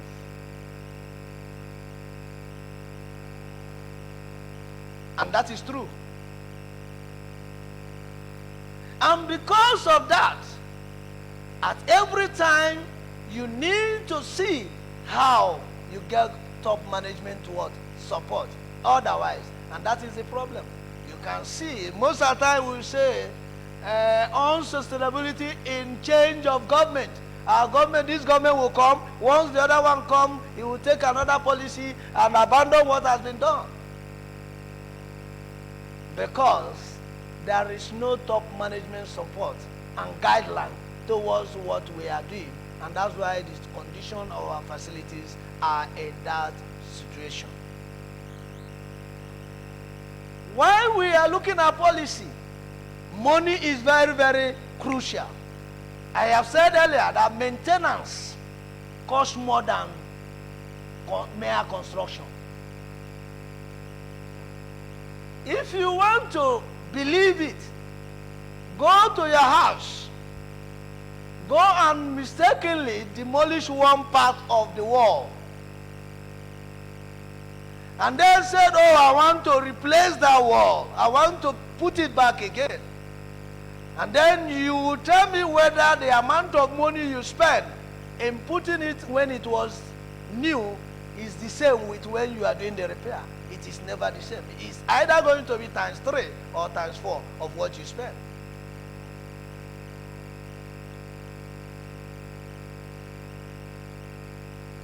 Another important thing is lack of materials, equipment, and technology. Yeah, this one is very, very important. When we say lack of material, sometimes I don't totally support lack of material, but I say substandard material. But substandard material goes with the construction aspect. And if you are doing repair, some of us, instead of doing what is right, 1:2:4, which is the standard, we will be doing 1:6:10 in maintenance. And tell me how long the wall will last if you use that ratio. Thank God the quantities of oil is here. He knows that when that is reduced, then whatever rendering or whatever you are doing is also going to affect the duration, the lifespan of that particular wall or whatever will reduce. If it was to last 30 years, it will become maybe 5 years before it start giving way.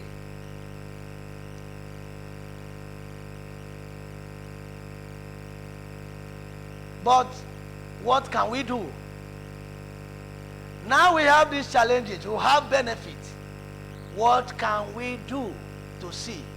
And what we can do is, looking at what I have earlier stated in the drawing, and then thinking in the way that should be focusing tomorrow and not today. I therefore advise ourselves that irrespective of our interests, irrespective of our selfishness, I know in the public sector, that is what is always driving us back. But I pray that in order for you to manage, or us to manage, and ensure productivity, which is the service for which a particular infrastructure is provided, go home, go to your department, go to your ministry, and tell them why not to follow this way. Understanding the issue, from the issue, ascertain which one is more better, from the one that you think is more better in terms of productivity, then you can now integrate by integrating all of them, and then you will see that the result will be meaningful, will be what we are expecting. Thank you for listening.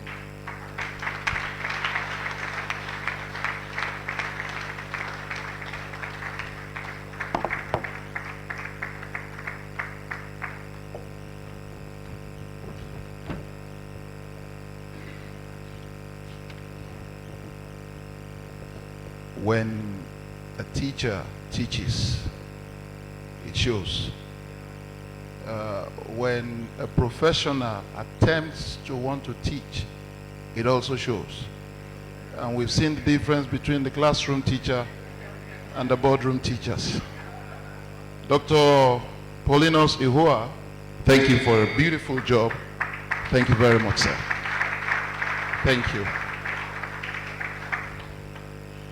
All right, while the lead paper was being presented, in walked the representative of the national president of this noble institution. Our national president is ESV Jombul Amayebo. He's been ably represented here today by the River State Branch Chairman, ESV Hamilton Odum, a fellow of the institution. Please, that should be a presidential applause. Let it be different, because he has to report back. Thank you. So on that note, we will be inviting ESV Odum to take the presidential speech that the president has mandated him to present here today. Over to you, sir.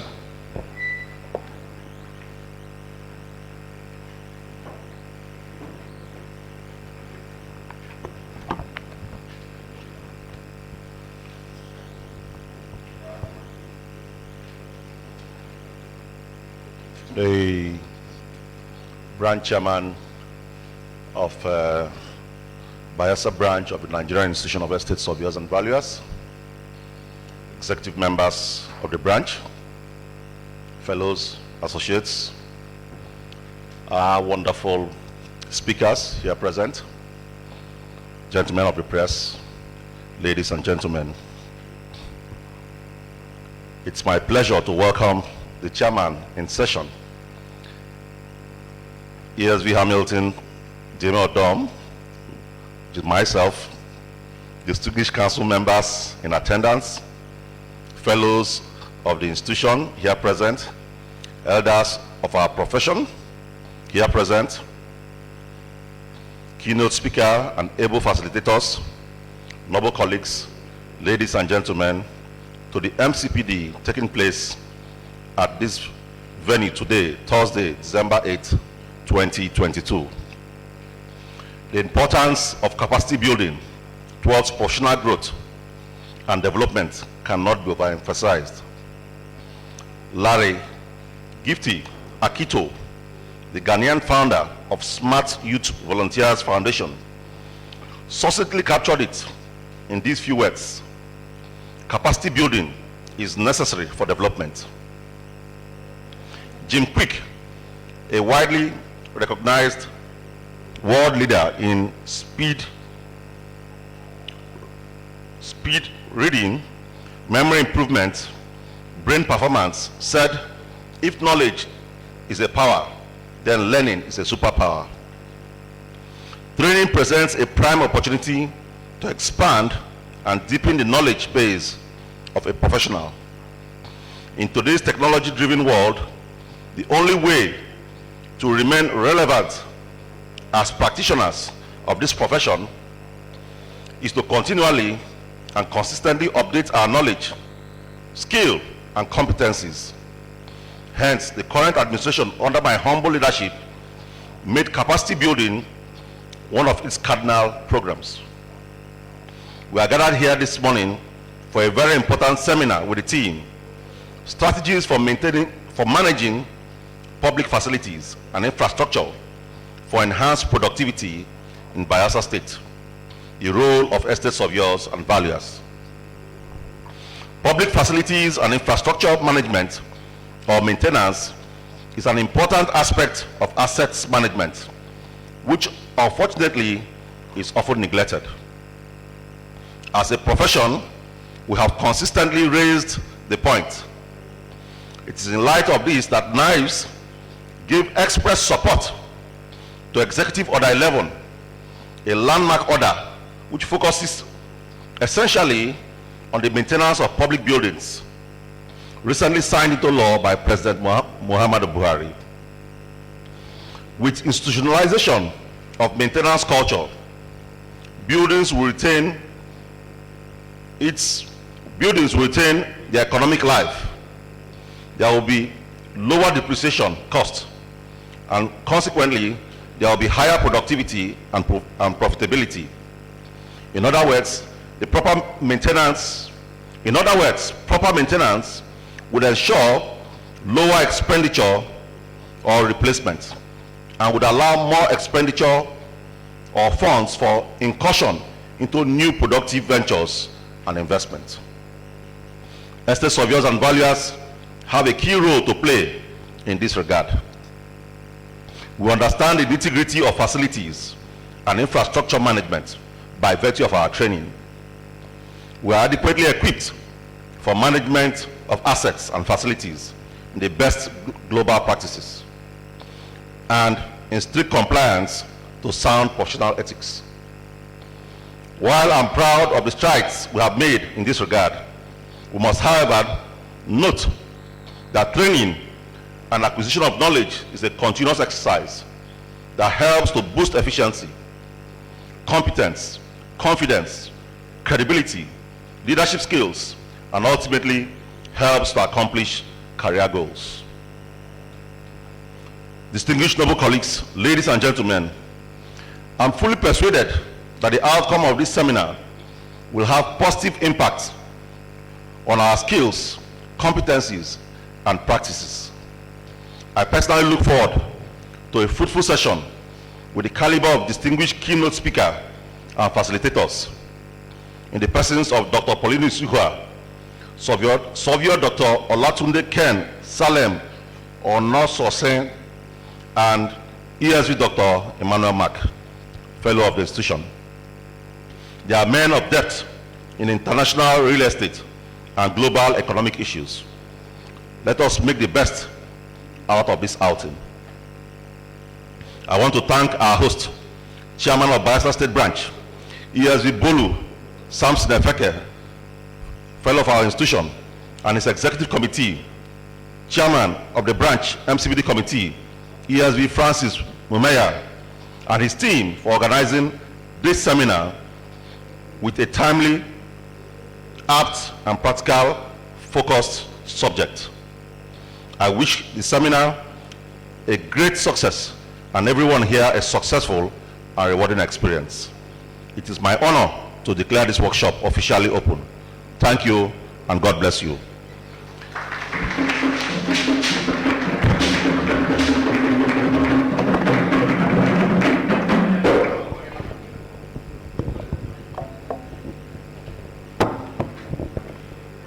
Another round of applause for our President's rep.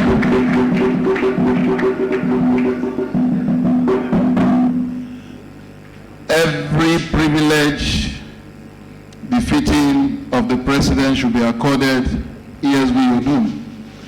De-emphasize the Rivers Chairman Cap and emphasize the presidential cap. Not even Niesv Emmanuel Mark can counter whatever he says here. No, you can't. For as long as it lasts. Thank you very much, sir. You know, we have categories of membership in our institution. We have fellows, we have associates, and they say some are associates above, and some are associates. Now I have a question, sir.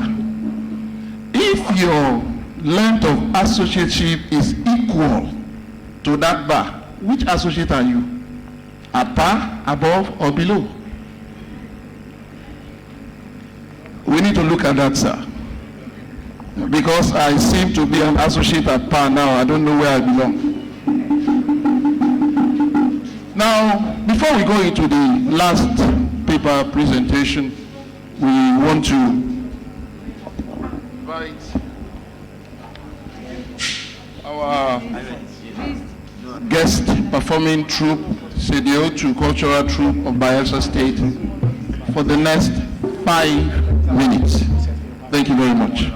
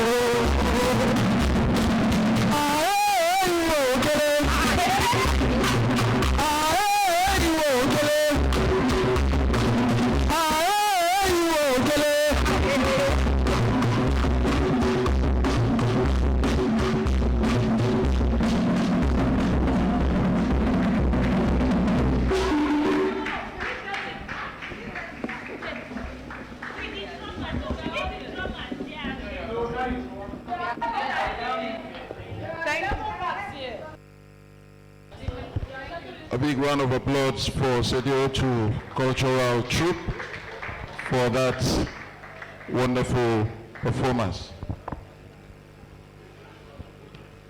We want to go into the last paper presentation for this MCPD program. And I have the privilege to invite Surveyor Dr. Olatunde Kensalem Onoshose to take the stand as I take his citation.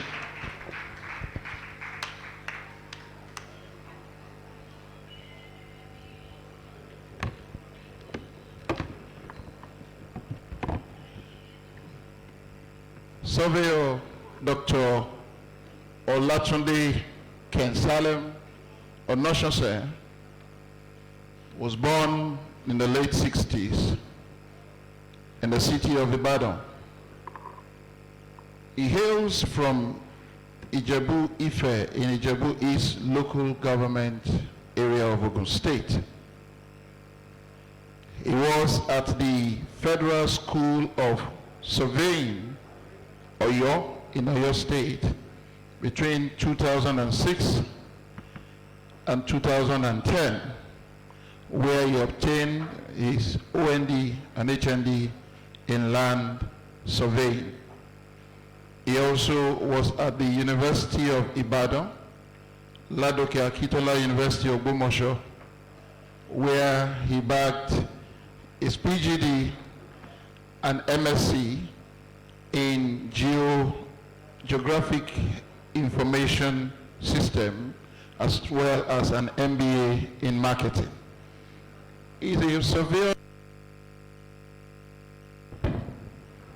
He's registered with the Surveyors Council of Nigeria, and he also holds a masterclass business certificate in business management and leadership from the London Graduate School in London, England.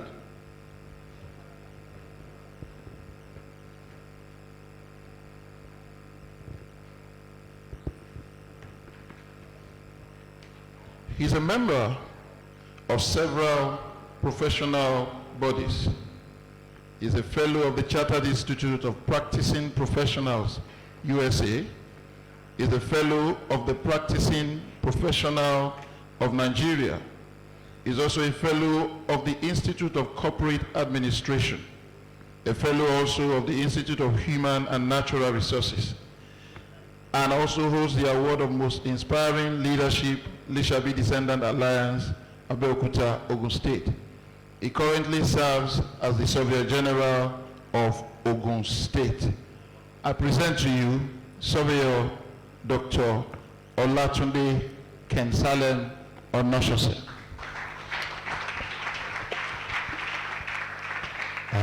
Thank you, the Honorable.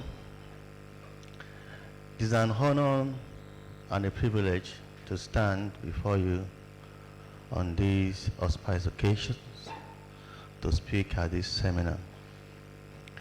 Before I proceed, I wish to recognize and thank our chief host and the outgoing chairman, all members of the Mcpd organizing committee for extending these invitations to me as one of the resource person. Let me recognize the national president, who is ably represented by the chairman of Rivers State. I extend my courtesy to the national chairman, Mcpd, who double as the leading resource person in this program. I recognize all the fellows and the headers, including the members of these great institutions who are seated, including other members, the distinguished member on the high table. Let me extend my warmest greeting also to all the invited guests, most importantly, representatives of other professional bodies. Ladies and gentlemen, you are highly welcome. I'm given the privilege to speak on the appraisal of infrastructure, appraisal of technological-driven public infrastructures in Bayelsa State, a case study of Bayelsa Geographic Information System. When the first and the second speaker were presenting their paper, it was like they have talked on everything what I need to say. But this is a practical example of an infrastructure, public infrastructure by the government that is doing well. And all these dissertations they are talking about, we can see it in practicality during these presentations. On a lighter note, when I arrived at Bayelsa State yesterday, I know it's the glory of Holland. I felt the serenity, I felt the coolness. I felt like, I should be staying here. So don't be surprised. Even on this day, I made this place a home.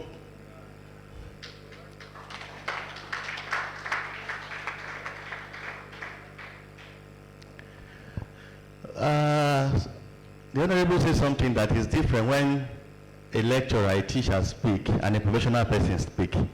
They're always a different. Please, I'm a professional. I'm not a teacher, so just bear me in the way I present my presentations. I have some outlines that I'm going to speak under these subtopics.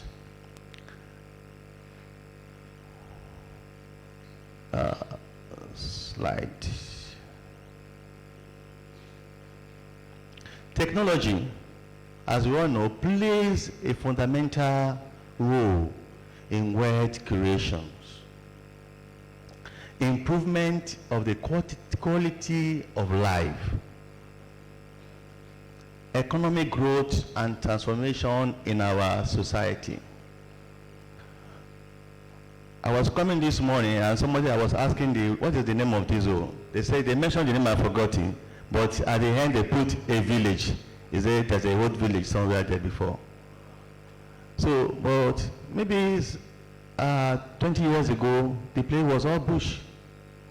But we see that where we are today, at this beautiful hotel where this hotel is sited, should not have happened without technology that make it feasible. Starting from the drawing of the plan, starting from the layout designs of the buildings, starting from many, many things, it has been technology.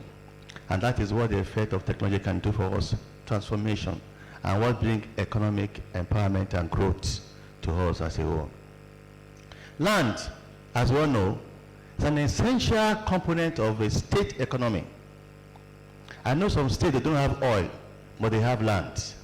And those land is their source of revenue. You could remember Dubai, that war we runs to 20-something years ago. Dubai was like a shanties. But now, Dubai is one of the best place anybody can live in. And what caused it is the introduction of technology to run the economy. According to the United Nations Economic Conventions for Europe, UNECE, there can be no sustainable development activities without secure land rights. Research has also revealed that almost 80% of development activities take place on land. Bayelsa State is seated on maybe 75% of it, like I just said this morning, was what is water. Little portion is land. Yes, we can build on water also. Some people do that. But most development take place on land. Hence, the need for efficient information management of its use through geographic information system. What is this geographical information system? And why is it important? We have to just understand that.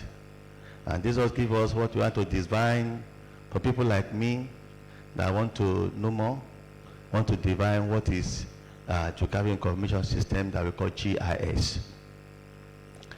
In simple term and in layman term, is a computer system, hardware, software, with capability for input, because computer is garbage in, garbage out. For storage and manipulation, what you garbage in, you manipulate it. Then what you manipulate, you analyze. And then whatever you analyze and manipulate, you come and display it for now become information that you can now use for whatever you want to use it for. So that's a simple layman definition of geographic information system. Then we have what they call global positioning system. I remember when we were in school, we studied astrology. They will tell us that there are stars in heaven. We now begin to know the stars, the constellations, and all those things. But within the star, we know that there are some other people think that shine in heaven, that they are no star. They are satellites. Those satellites are being placed by all these world powers for different purposes. Some are for communication purpose, military purpose, many things. We still go into that. So, global position system are satellite-based navigation system that uses satellite signals in order to identify a receiver geographical location on the Earth's surface. The surveyor have what they call under GPS. If you want to know a location geographically where you are standing, because every locations have their own XYZ coordinates, and this position I'm here now is different from where this uncle is seated. You see, we use what they call GPIs just to track it down. Even our phone have GPS embedded in it. You can get the location of a place now, just get it if you have the application. So what makes that one possible are some satellites in the orbit, in the satellite, above there, that they have put there that help us to do that. So, and we have devices here that track those information for us to use. Satellite navigation system refer to constellation of satellites. There are constellation of it. Nigeria also have its own that they put in the air that provide worldwide navigation locations and timing devices. Please let me go to slide. I'm coming, so give you the slide now, so we can talk about satellite. Slide. I think that should be. We talk about satellite and infrastructure. Satellite and infrastructure. Please let me go to that slide. It's after the question and answer. Please let me go to it. There we speak on satellite. Presently in 2022, we have more than, it's go down, sir, go down. No, that is up, down. After conclusions. Okay, let me continue. We have more than 5,000 satellites in the orbit.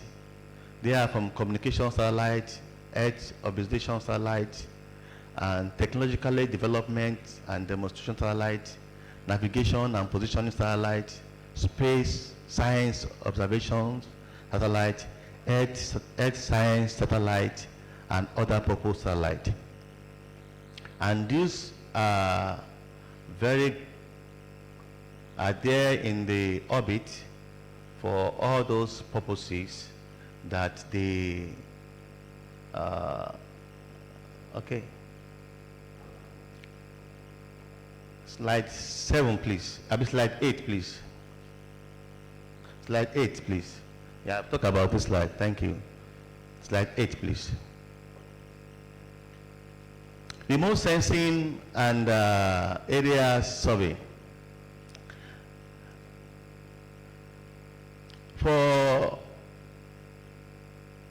people who use products of this satellite to be able to achieve them properly in the, especially the surveyors and people that use this, we know what they call the satellite imagery. And this is made possible by the remote sensing activities.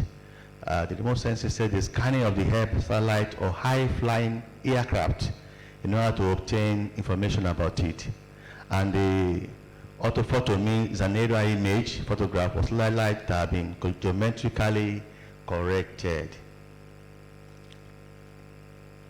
In GIS, there are 5 components of GIS which are shooted together to make it operate very well. We have the people, that is those who are operating it, operators.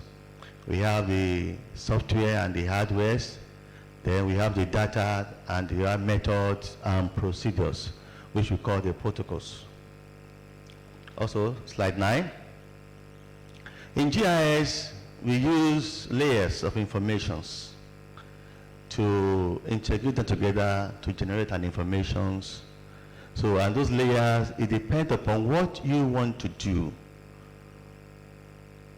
So what you want to do and the aspect you want to do, we use those layers of informations, which are typical example of it, to generate, to do those particular activities.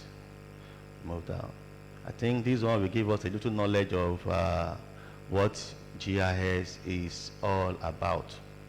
Now, because of our time, let's talk about the usefulness. That's slide 11. usefulness and application of GIS. Public work or infrastructure management.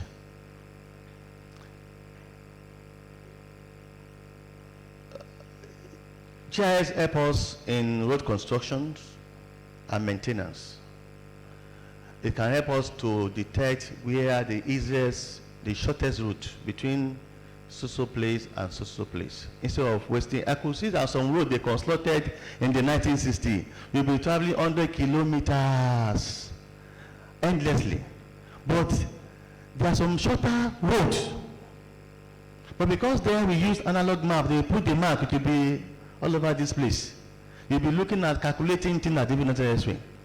But now, with GIS on your, you just query it, give me the shortest road from Cross River to Bayelsa, that will not have river, that will not have this, that will not have that. You put all those things common idea. PM, it will give it to you. And that will reduce the cost of construction. It will reduce time wasting and some other things that can happen.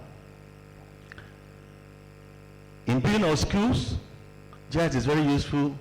We can put all the schools in Bayelsa State and put on our GIS environment. Then we know the distance between this school and this school. We know the population of the community that they live in this area. We know which community needs school. If they have 2 schools, did they need more than 2 schools or 3 schools? We know the ones that have not yet have schools. We can plan very, very well. You will see everything that we can do many things, a lot of things. Is there a school, hospital? Tell me where to site the airport. Where to site the airport. You can even use GIS to do that. It will tell you the areas that have social topography and social area and social large expanse of land, which area is good to site our airport and is accessible and central to everybody. It will give it to you. So these are some of those things that we can use GIS for. Planning and environmental management. The town planning uses it also to do their planning very, very well, using other information that they needed to do their work properly. Land administration, property record, and appraiser. It is very useful for those that works in Ministry of Land and Housing. Real estate and marketing. Retail site selection, site evaluation. In the advanced country, you can sit down in your house. You want to buy a land in London, you don't need to go to anywhere. Just Google it. It will show you where the house is. It will show the history of those who have even bought the land in your comfort of your room. It will show you who is your next neighbor. It will show you the whole layout of that place. It will show you every information you need to know about that house. It will show you what you can even do with that house. It will give us less suggestion. These are the work of GIS. Traffic impact analysis. Security, like in Lagos, that they have issues of hold up, all those things that they experience. If they really use GIS, they can use GIS to solve that problem easily and to solve it. The experts know what to do. Security, public safety, and defense. With GIS, it is very easy for military operations and the rest. So one time they want to bomb a house, America want to bomb a house. With the help of GIS and GPS, they can actually, the advanced work can calculate to your, they want to bomb a room, ordinary a room in the whole building, they will bomb it. It's the work of GIS. In fact, they want to bomb a particle house. They want to bomb a room in those particles down horizon. They can even bomb a room. It will not affect the second room. This is the work of GIS. And that's precision. Thank you, sir. And then, you see, it can help us to do a lot of things when it comes to security. Let me just go into that. Crime analysis and mapping. Situation happened one time. Some people are drinking Indian hymns. And they know that there's a particular area where they are drinking Indian names. And the government want to know who are those involved. He now consult some GIS experts. You know what they do? They'll be able to know the because of vegetable, they understudy In which environment and what humidity and condition does Indian herbs grow? They have the layer with them. They also understand that we are in this community, they do farming, they have the layers. And other layers, they go together and they have to detect precisely where they plant Indian herbs. And they cut all those people with the help of GIS. You need to know a lot of things about crime analysis, flood prevention and management. With the help of GIS, floods can be prevented easily and managed easily. The experts in GIS know what to do to help the government or anybody to do that. Natural resources exploration, extraction, petroleum, solid minerals, quarrying, etc. There's an application in GIS that can tell us now, detect for us where solid minerals are beneath the ground. You just need to fly the area and the expert will do the analysis for you. So you need to go and be digging grass. I want to look where there is gold, whereby there is uranium. No. They will detect it for you easily. Where there is rock. In the old state now, if I want to know where there is rock in this state, I don't need to go to anywhere. I don't need some layers of information. So I will tell you there is rock in this local government, there is rock in this particular place, there is this and that in this particular place. So, unlike before, that we need to do those things manually. Civil engineering, utility, locating of underground facilities, designing alignment for highway. Our expert guy is there that about right of way and all those things. So, yeah, the GIS is very good in doing that. I'm telling you. Healthcare, epidemiology, need analysis, service inventory. With the help of GPS and GIS is very useful in healthcare. In mapping, surveyors use it to do their job very, very well. In agriculture and precision farming, analyzing the land, visualizing field data on the ground. When it comes to precise and mechanized farming, there is no way you will not need GIS to do your job very, very efficiently and result-orienting. Education, monitoring campus safety, mapping campus building and infrastructure, routing schools, buses, setting of new school. So those are some of those things that you can use GIS to do. The scope is just overwhelming and very enlarging. You can apply to any of our human endeavors. That's just as simple as that. Because whatever we do on the face of the earth, it is attached to a geographical locations, and that is why it is. Goal of GIS, that is slide 12. Of BGIS, and now back to BGIS now. Bayelsa State Geographical Information System, why the government set up the goal. The goal is to provide effective and timely service to the citizenry to improve functional performance and reduce costs. I will explain those one as time goes on. Slide 13. Let me just speak briefly on the history of Bayelsa State Geographical Information System. You will say, but you're not in Bayelsa. Bayelsa, you do whatever you want to speak on it. I have friends who are at the end of affairs in this state, and through them I can get some reasonable information that is helping us now. So, Bayelsa State Geographical Information System Agency was established in 2013 by the former governor of the state, His Excellency Senator Henry Serike Dixon, with the mandate to embark on the full computerization of land registry and providing geospatial data for the state. Like many other states, there's always a problem when it comes to issue of land administration. The problem is enormous because of the analog way that we do our job. So delay in file, some file missing, some sharp practices, and a lot of things that affect the people that come to do transactions with the government. Some even with just intentionally, they will seek some file, they will just hide it somewhere.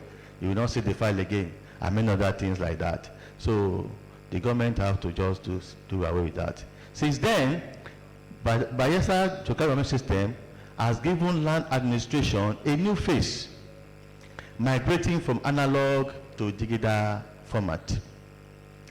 From the inception of the state creation till 2023, land title documentation process have been cumbersome and frustrating. Geographical Information System and Land Administration System provide solutions that eradicate various land administration problems facing the state. The project, that is Bayelsa State Geographical Information System, was set up under the consultancy of Niesv Design DS Limited, who is a world leader in the field of GIS and civil engineering, including CAD software solution.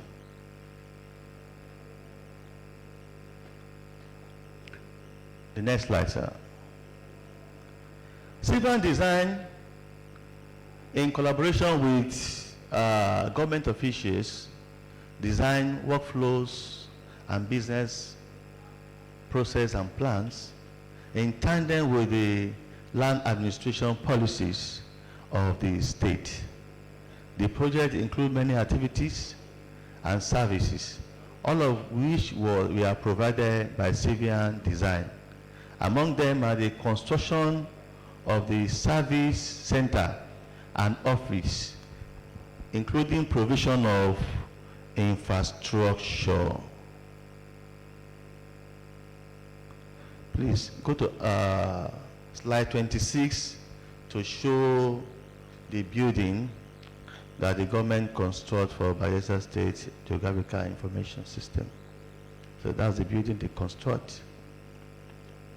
And heading go to 27 also, because we still go there to show them one of the server room. So this is one of their server room, which is one of the engine room where operations are being done. Thank you, sir.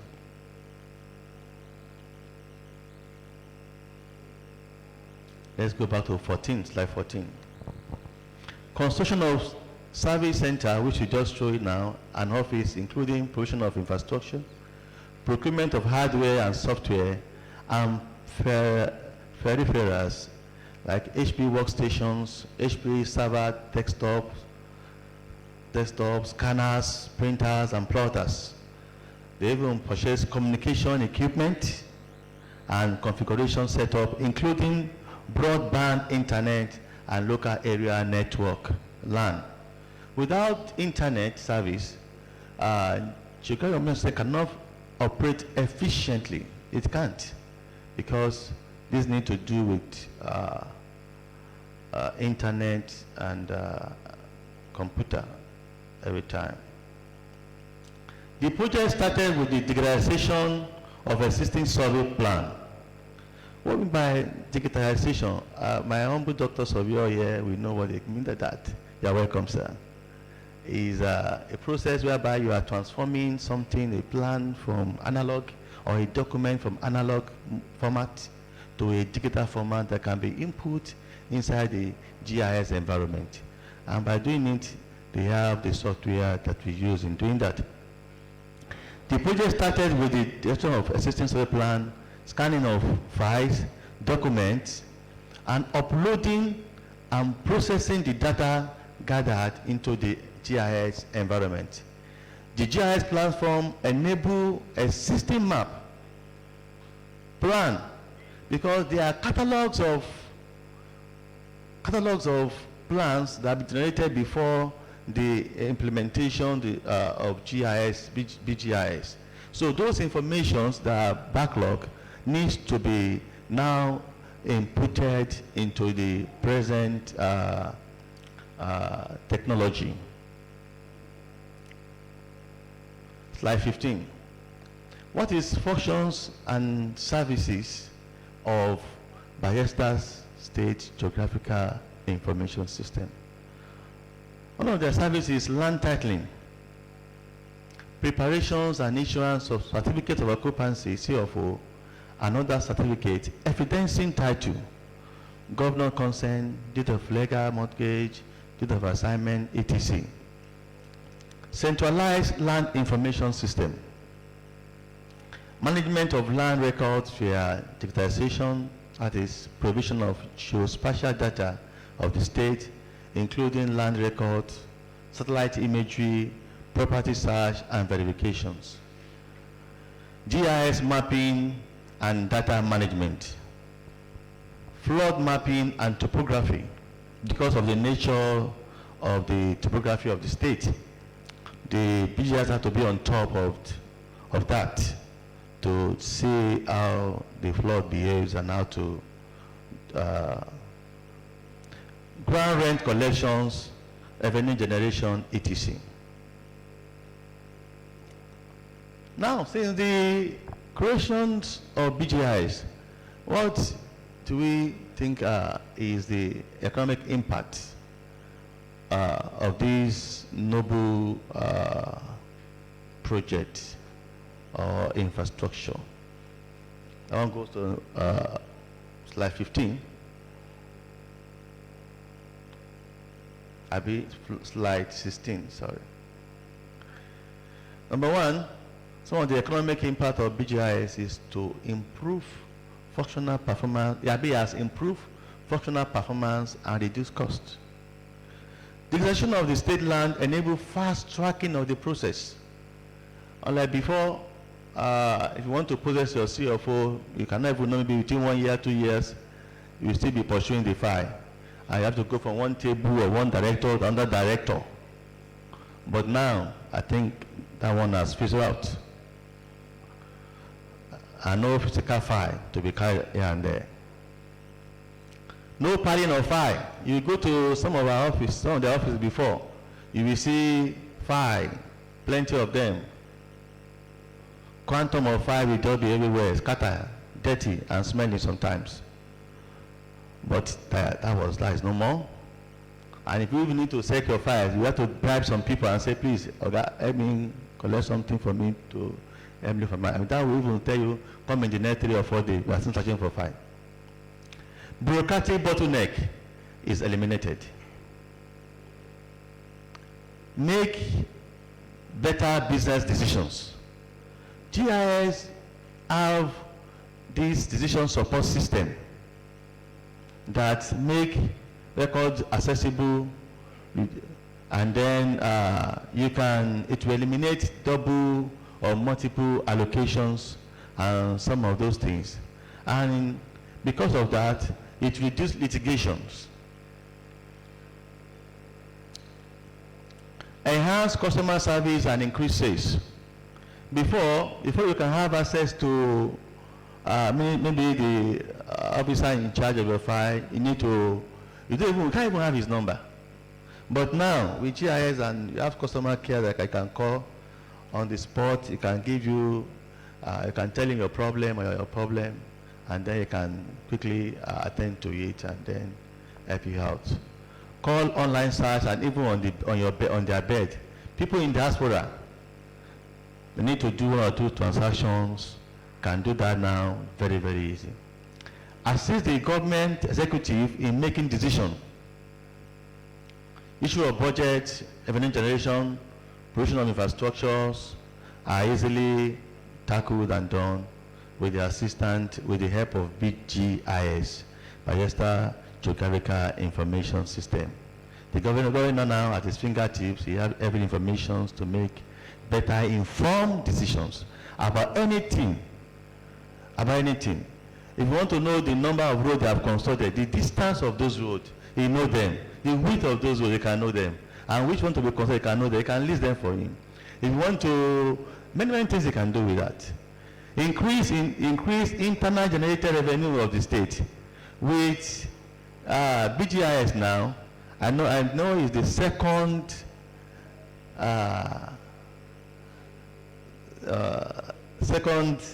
revenue generating agencies in the state. After we stick with that. Improve business environment. Since people don't have access to collect CFO and then to do consent, that's the second layers of the documentation easily.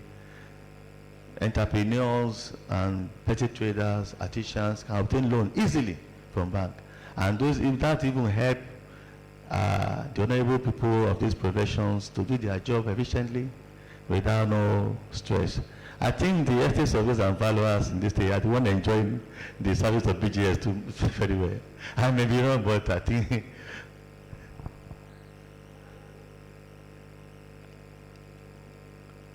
okay, without this economic impact, I want us to look at what are the challenges facing BGIs. Like many other government infrastructures or establishments, underfunding is one of the problems. Delay in obtaining governor's consent, collection of grant rent, settlement of consultants, civil design. The government still owes them up, give them some, need to pay them some outstanding, which I need they will do. Achievements of BGI so far. The Bayelsa GIS have been taken to another MVI height by the present administration. BGIs have recorded some giant strides, which include the following: printing and putting of 6,722 certificate of occupancy since inception. BGIs have done the property enumerations exercise of Yenagoa City. That is, what they do is to classify the properties in Yenagoa into commercials, residential, religion, private and industrial purpose. That was done in 2016. There's a program also by the World Bank, program funded in conjunction with the Ministry of Finance and Federal Government. They call it SFTAIS DL1 11.3 food enumeration exercise for property tax purpose. Almost 6,408 properties were enumerated in 2021. So it's a very good achievement. The SFTAS is a federal government program which focuses on strengthening the physical sustainability, transparency, and accountability of the Nigerian state. Adoption of web map to publish its data for usage. Also, partnership with the Office of Surveyor General to adopt required survey standard, establishment of course. In order to generate accurate and precise, time-oriented and effective survey plan that is not defective of any error, they have started to establish what they call cost stations to help the private surveyors and the government surveyors in government to do their job very easy and according to best practice all over the world. Providing online land transaction portals as done via the, providing online land transaction portal as it's been done with like OLAMs in Ogun State. What Ogun State do regarding land administration, the BGS also have adopted it and they are doing something on it. If time permits, I would like to talk about that also, at least for information purpose. With revenue generations, making BGI the second highest revenue generating agency in the state after the Board of Internal Revenue. Improved tax revenue, training and retraining of personnel in special technologies,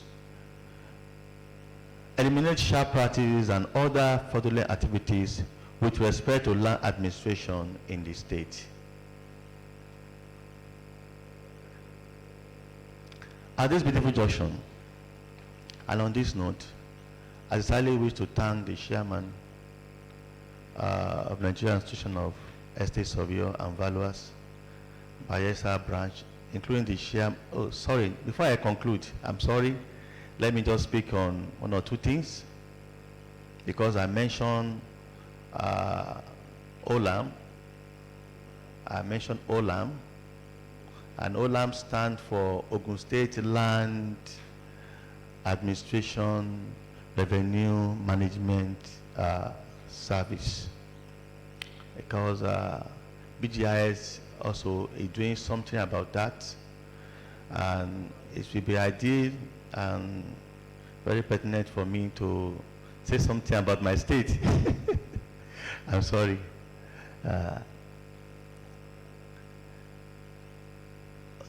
Ogun State also, since the inception of GIS in 2012, have produced close to 105 certificate of occupancy.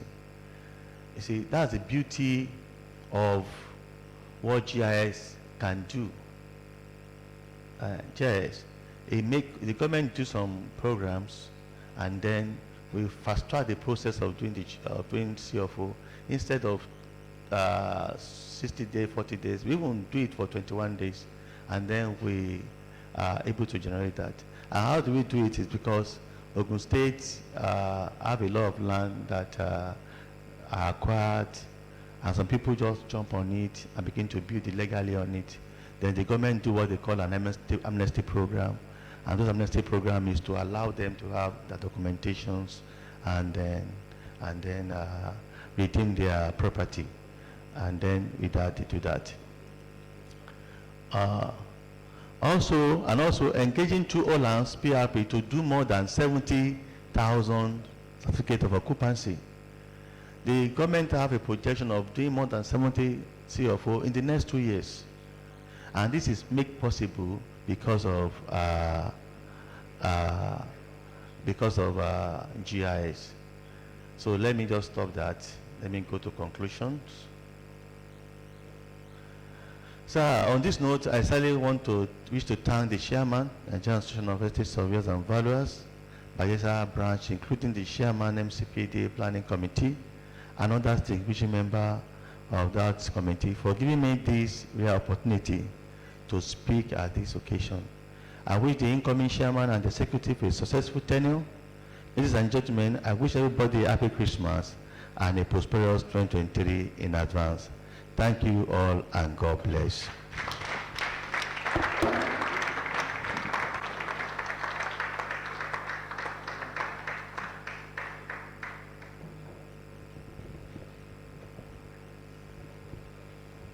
Again, teachers will speak like teachers, and professionals will speak the way they choose to speak. Dr. Olatunde Onoshose, thank you for your brilliant submissions. I want to believe that every listener has picked one or two things from your submissions, and they may be willing to want to know more about few things, because we are gradually coasting home in this 2022 Bayelsa Niesv MCPD. Noble colleagues, distinguished ladies and gentlemen, we are on item 11 of our program, and that is the session for questions and answers. Now we will take all the questions.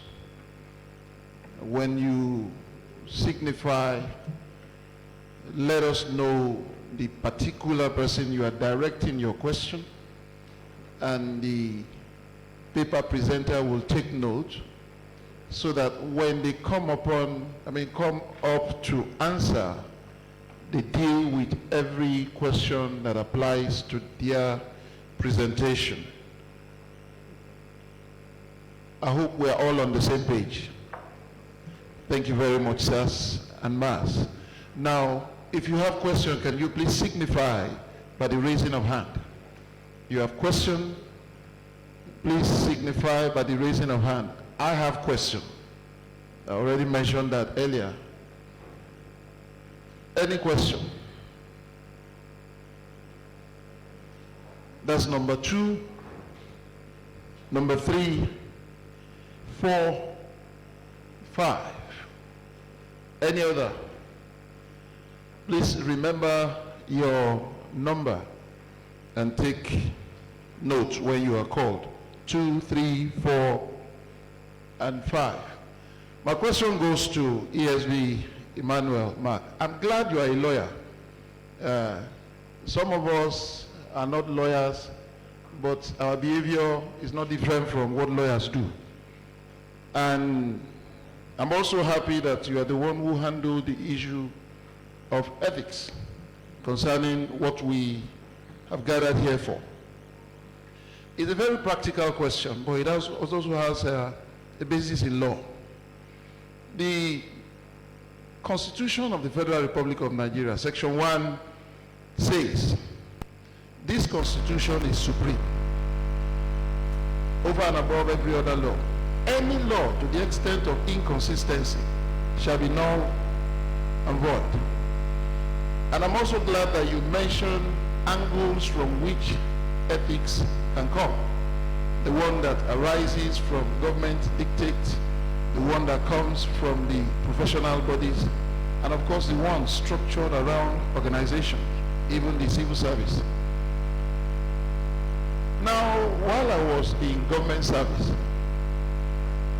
I remember that we are guided by the economic trees rate, and you can't go outside that rate. You will do your evaluation just within the limit of that rate that the government ethics have provided, and that is an anathema to our own ethics as valuers. My question now is this: when you have all this conflict of ethics, what will a surveyor do?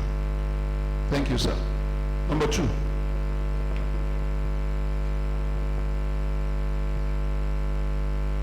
Thank you. I think my question goes to the lead speaker, Dr. Ilwa. Sir, what accounts for the difference between public and private buildings, facilities, in terms of approach to maintenance? I'll give an example to buttress my question. We have our partners here, the Nigerian Content Development and Monitoring Board. Or let me use this facility we are all in today. If you enter their toilets, very neat, sparkling, you love to use it. Go to the secretary building, you can't even find a good toilet where you comfortably ease yourself. What accounts for the difference in the approach to maintenance between these two persons? Thank you. Number three. Thank you very much. Let me stand on the existing protocol. Before my question, first let me quickly say I am lawyer on my own, representing the Nigerian Union of Surveyors. I'm also the chairman and member representing the state in the National Council. We extend our good messages across the institution. Thank you very much. Now, quickly, I want to say I did a work concerning ecological zone mapping, where I applied GIS to look at issues about facilities within the Niger Delta with emphasis in Bayelsa State. And I came to realize that the results of that research shows that a lot of public infrastructures are at risk because of certain natural and anthropogenic factors. And I think the government in most cases may have the economic power to see how they can manage these infrastructures, but sometimes they lack the technological know-how on the skills required to manage these infrastructures. And such manpower can be gotten mostly from the private sector. My question is directed to Dr. Estate Solion, no other, on how can we achieve public-private partnership when it comes to infrastructure and management. A situation where the government will be interested in the private sector professionals, and the professionals will also want to support government in ensuring that infrastructures are managed properly. Thank you very much. Number four.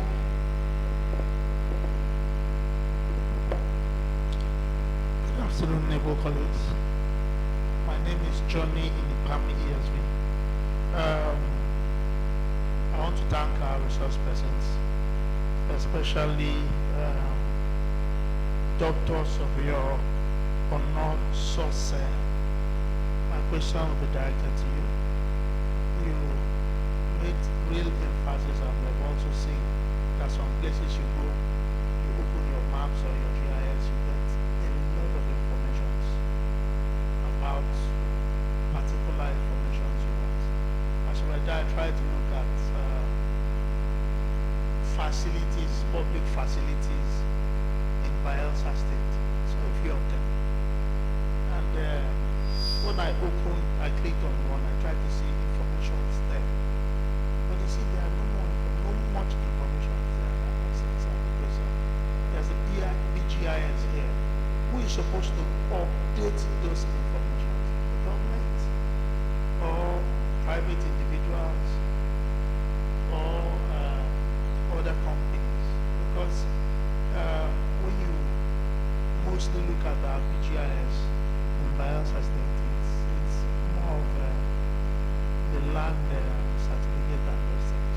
So when you shift into this point, public facilities and those other areas, you're supposed to update that, the BGIS.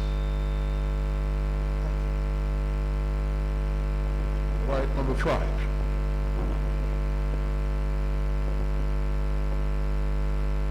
Good afternoon, all. My name is Samuel Ezekiel Jonah. Please, my question goes to the last speaker. I want to ask, the land surveyor, and by the grace of God, we have a representative of the Bayelsa State Surveyor in our midst. So, my question is, please, what is the collaboration between the Bayelsa State land surveyor, because of talking about our, like in relation to the thing, managing public facilities and infrastructure. Because you could recall October, Bayelsa State as a state was in a big mess because of flood. So I want to now my question to you saying that PDGs could be used to plan and prevent flood. So what is your effort towards preventing, towards calling on the government to use the land survey, the PGI sector to plan and prevent such manage, because it was actually leading Bayelsa State to zero economy. Thank you. All right, that's the last question. In no particular order, we want to start with the lead presenter, Dr. Ihua, to take the questions that pertain to him. Thank you, sir. You can sit down there, sir.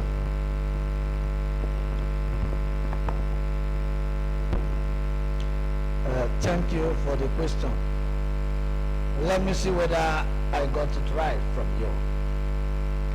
What is the difference between private and public facility management? I don't know whether I got it right. I paraphrase it. Yes. What accounts for the difference between public and private facility in terms of approach to maintenance? My answers to that question is one. What is more important is the policy and objective. For every organization, there must be policy, there must be what? Objective. In the public sector, it is difficult to have a laid down policy and objective on how we do maintenance or how we should maintain our property or infrastructure.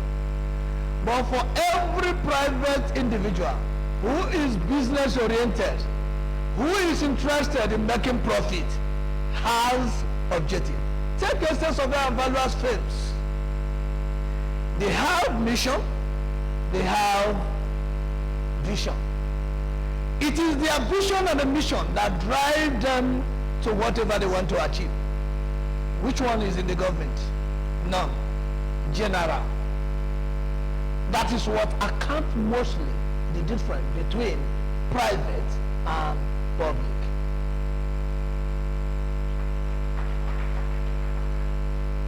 It is this objective and the policy that will determine which approach of maintenance you will adopt. We have only two types of maintenance. Only two. One is planned, the other one is unplanned. And what our government uses today is the unplanned. But the private man you have set an example here is what? Planned. He has decided every day there must be 4 workers here that will be maintaining here. Oh, come to God public work. Oh, 4 of you is going to be working here. 2 will not come and call it, I'm sick, every day sick. Is government work.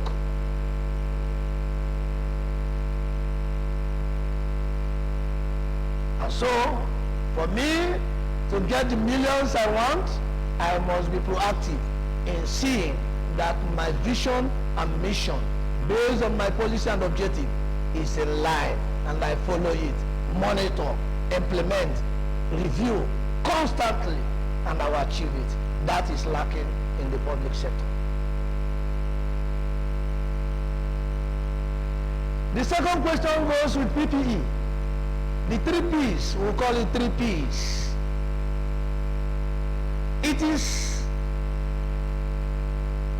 a philosophy designed in United Kingdom.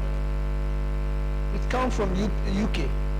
On seeing how you and I can partner, can become friends, can relate in order to see we achieve something better than what it was. And that is not away from setting vision and objective. Any private partnership, there must be a leader. Somebody in that private partner must be the one leading. If you want to have that with the government, it is either you enter a MOU that you are the one to lead. As you are leading, the support of the government, be ready that it will dwindle one day because of our nature, our ways of doing things. And I've told you, if that partnership in Nigerian setting, in River State setting, in Bayelsa setting, in our homes, does not translate to why I'm in that office, I will not support you again until you translate it. That is what is causing problem with us. Attitude, culture, belief. And so that's why the issue of PPE is not effectively achieving much in this our economy. But if you go to UK or US, PPE works. Now, PPE is believed on, oh, this thing will cost us 20 million. You will maybe be the leader, bring 60%, I will bring 40%. In the course of execution, in the course of implementation, you who has 40%, because you are government, I have no power to ask you a question why you did not comply. How will PPE work? PPE will not work. Even in the house, take it home. When you and your wife agree, we will do a joint account. Every month you are only the one putting money there, putting money. And your wife is withdrawing. One day you will even say, I will not put.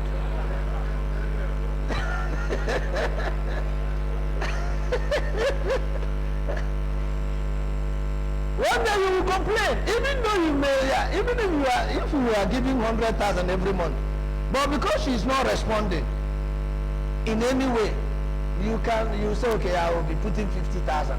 Let me see. You will not be complying to the 100,000 you initially agree, and that's why PPE is not effective in our maintenance issues. It is good if you read it properly. It's a good design. It's a good program. But the issue of implementation, complying to what has been agreed by government and the private individual, is not anywhere to think about. And that's why PPE, I will say, in our own setting, is good there, but it's not good here, because the government is not complying to it.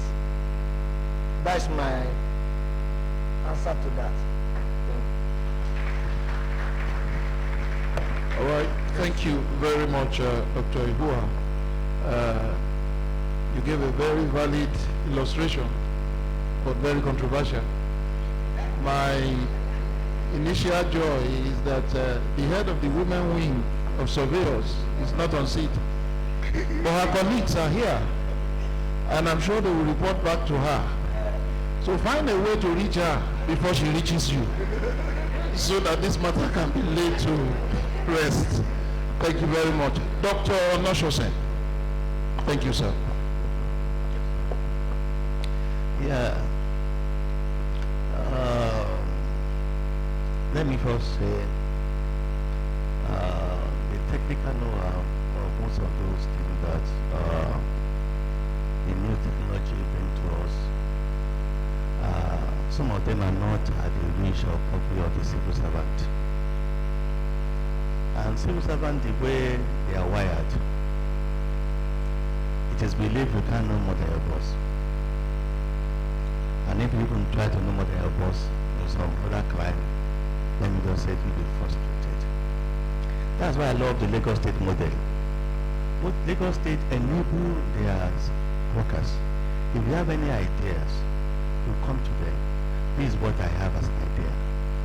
They will criticize it. They will know that it's going to be useful to you, but to the government, to the state, they will repackage you. And they can even give you enough backing to go for training in Nigeria and at the shore of the country to go and acquire that knowledge for the betterment of the state. But in most other states, it's not like that. So technical know-how matters, and that is why some of these things also, the civil servant may know it, but they may not be able to do it because of the political will is not there. If you write a memo and say this is your idea, your boss can even kill it or don't allow it to see the light of the day. You want to be, he will tell you, you want to be a star boy. And that is the end. That's number one. Number two, most of the civil servants are not trained to know some of those things. What they are trained is to do their normal duties as stipulated by the general order. So, and even if they know and they can even do, if they don't want hard with their salary, so they're not even interested. There's some of them that want to. And that is why when you see when this political and politics come, sorry, I'm just when they come and they will present something, you tell them this thing they are presenting, this consultant present. I know all these things. This thing I've been telling you this thing for a long time. You're not doing it. But because they know, some of them, they know why they don't want to adopt it. So it's very essential that the private sector come to the aid of the government in most of these things. Because the private sector comes, they will advise the government and they know how to, what they are going to call of power. They will get contract and good jobs to do and able to find solutions to the needs of the society. So private people need to be proactive. Need to be proactive in looking at opportunities that avail. When I was coming yesterday, there's a junction from the airport to one junction, I don't know the place. At this junction here, there's a park. There's a park that they have beautified the park. On the other side, there's a river. They put dirty things. In the junction we are going to go to the airport, there's this dirty dump. I think at this junction, this side is clean environment, you can see last, but this place is another thing. This is absurd. Me as a private, if an instance of you is a business for me, I can package that and make it a educational center, sell my idea to them. Civil servant cannot do that, and then it will bring money to me. So we have to identify some of those things that we can, we ourselves can do. Like talking about facility management, there are one thing they call survey called information study. There are structures, we have IRIs. You'll be studying those structures on a monthly or weekly basis to know if it's sinking or it's shifting. Because some of these structures they shift. And you don't know until they collapse. But if you are a business person, you survey that know his onions, you can go write to the governor, whatever they want to write to, these 10 study buildings at a social location, I want to be doing your study, and these are the opportunities, these are the privileges, and this and this, and you are narrating your scheme. And then if I say a responsible government, we do that and give it a job. So we too have to be on our asses to do the needful. The other one is that I think the two are just the same questions, but different way. Civil servants need to be trained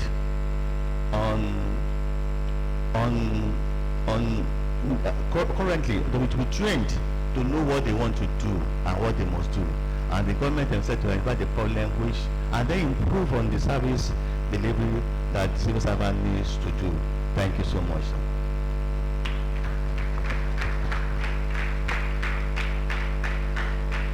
If I'm not mistaken, Dr. Onosho, there was a question about who updates the information on the BGIS. I don't know if you have touched on that. No, Thank sir. you, sir. Thank you. The BGIS, those who operate it are the people who operate it, because it has to be a BOT, build, operate and transfer.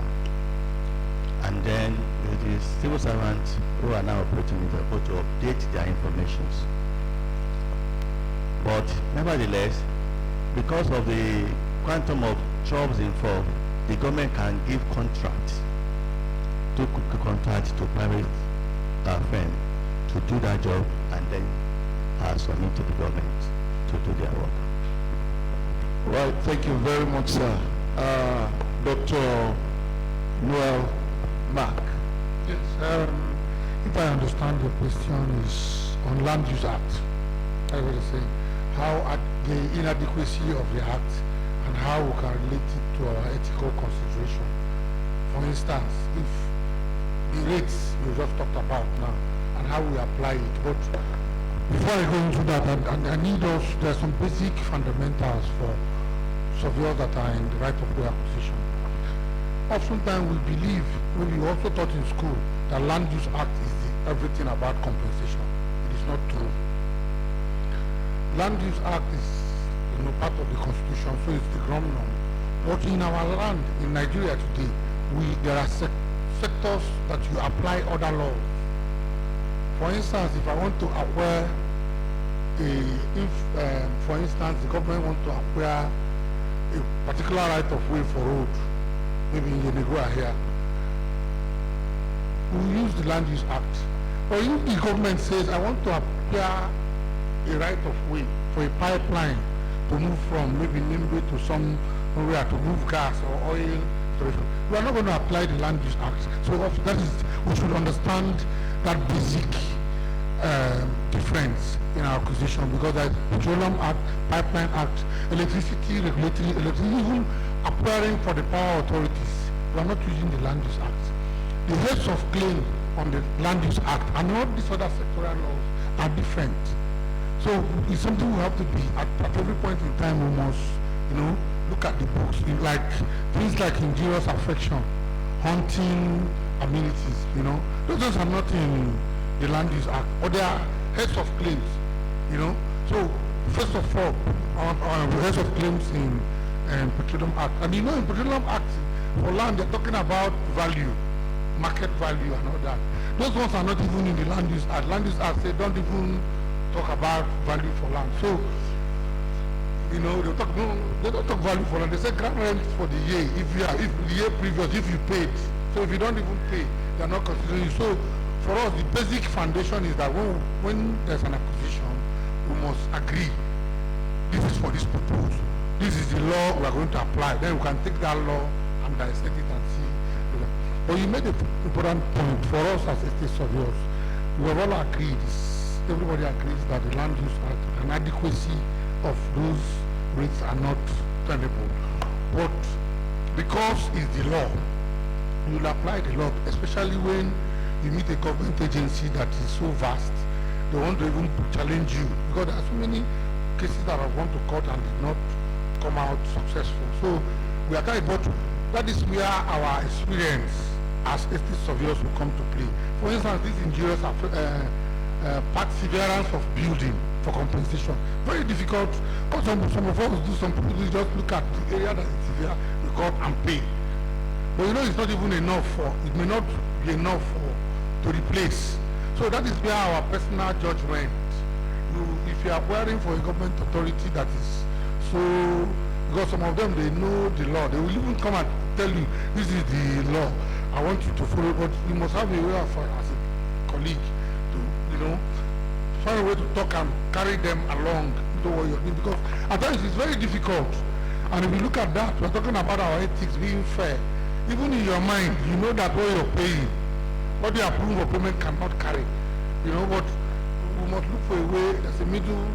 So the summary of it is that we need to have a review of our laws on this compensation such that payments will be adequate to replace. The Constitution said, talks about replacing the property, to the position of the claimant before, before the acquisition. But what we are paying cannot do that. So, as a professional body, that is what we should be talking about, how to make sure these laws are reviewed. There should be like a book. We know each of the sectors we are acquiring, the laws to apply, and what we are presumed to be adequate. But the question you ask, what do we do? It is the law. The law says we should apply those rates that are not cannot replace anything. Even if you come about international best practice, people don't talk about rates for crops now and economic things. They're talking about economic life and all that. If you want to do that, they look at your mango for the lifespan of this mango, how many baskets is going to come out of here, investment method. And those are, but our law does not say investment method. And so if you apply that one, a government agency that knows the thing will hold you and drag you back, say no, that thing you did. So, but in the long run, we as surveyors, we must always, bring in our professional thinking caps because at times if you interface with this government agency, they listen to. So just interface with them because it will also make your work easier. Because some claimants, when they begin to see those figures, your life is even in danger when on the right of way. So I'm very careful, even for my own work. I have to tell my people, don't quarrel with anybody. If anybody says this, don't say anything, just okay, look, move. Don't be there because of so basically assisted from us. Let's have a reviewed, let's continue to push for a reviewed compensation legislation. But for us on the field now, we must use your judgment, and because if we apply that law stricto sensu, it will not be fair. Thank you. A very, very big round of applause.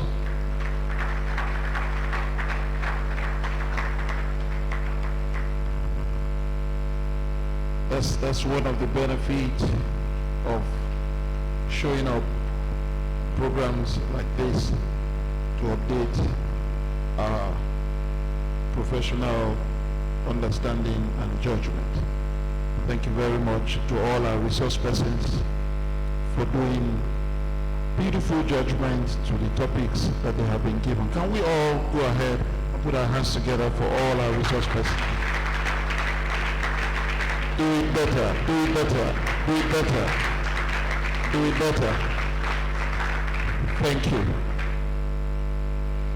We want to show appreciation to some personalities who have joined hands to make this MCPD successful. But before we do that, we want to single out 3 institutions that have really come out to assist us and make today a reality. First on the list is Nigerian Content Development and Management Board. They have really been a pillar of support, monitoring board, sorry, been a pillar of support to this branch, especially for this year's MCPD. Can we go ahead and celebrate them? Many of us call them local content, but that's the original name they bear in law. Also, the Ministry of Works and Infrastructure, Ministry of Lands, Housing and Urban Development, representing the Bayelsa State Government. Let's also give them a big round of applause. We did Bayelsa, and no clap for Bayelsa. Wow. This one, if no clap, I go vex. I go call on you here. Also want to appreciate the Ogun State government for also throwing their support into this program. Please, clap. I want to see the clap. So that I will report back when I get to Abeokuta tomorrow. Thank you very much. Of course, at individual levels, there are some persons who have also done some noble kind of support to strengthen our resolve to hold this. Because when the flood was ravaging the whole state, it was more like this program was not going to hold again. But I can see a branch that is resolute. I can see a branch that is determined. I can see a branch that has made up its mind that come what may, we will advance even in adversity. Bayelsa branch, clap for yourselves.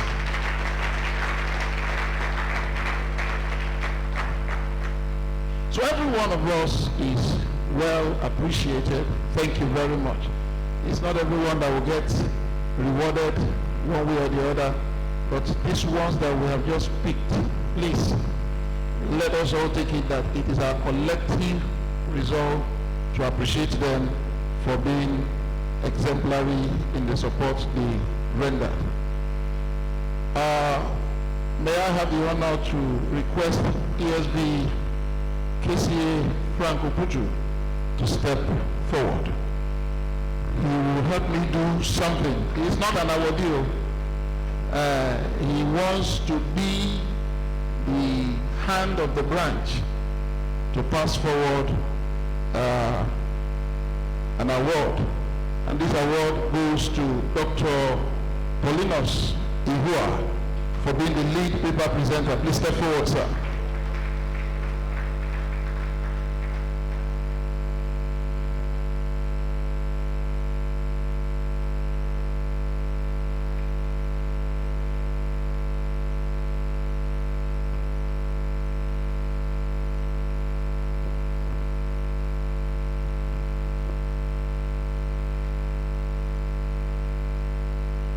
Niesv Dr. Paulinus Ihua, the Nigerian Institution of Estate Surveyors and Valuers, Bayelsa State Branch, with the approval of Estate Surveyors and Valuers Registration Board of Nigeria, present to you this award of excellence. Indeed, we cannot thank you enough. Their paper was very educating. Thank you very much.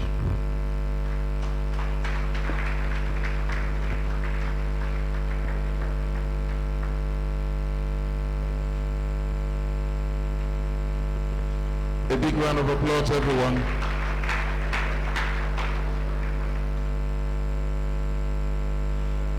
May I request ESV, His Highness Isiaboris Albert, to step forward. Thank you, sir. Let's encourage the High Chief.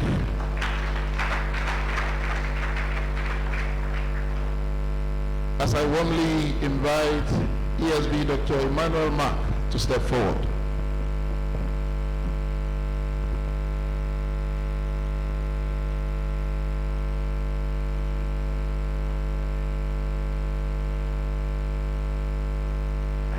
I'm most honored to make this presentation to a national figure of our noble profession. The Nigeria Institution of Estate Surveyors and Valuers Bayelsa State Branch, with the approval of the Estate Surveyors and Valuers Registration Board of Nigeria, Award of Excellence presented to ESV Dr. Emmanuel Mark as a paper presenter at the 2022 MCPD of Niesv, Bayelsa Branch. Thank you very much, sir.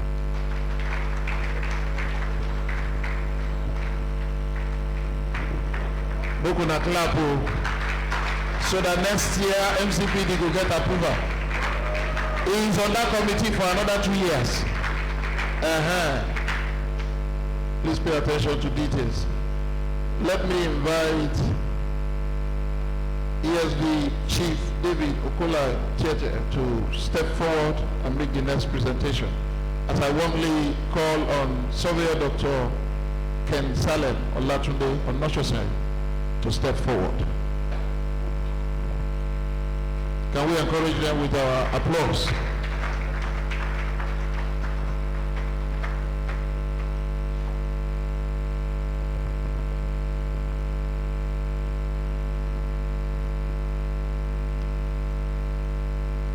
This is an award of excellence presented to Surveyor Dr. Olatunde Ken Salem Onoshose as a paper presenter at the 2022 MCPD Niesv Bayelsa State. Thank you very much.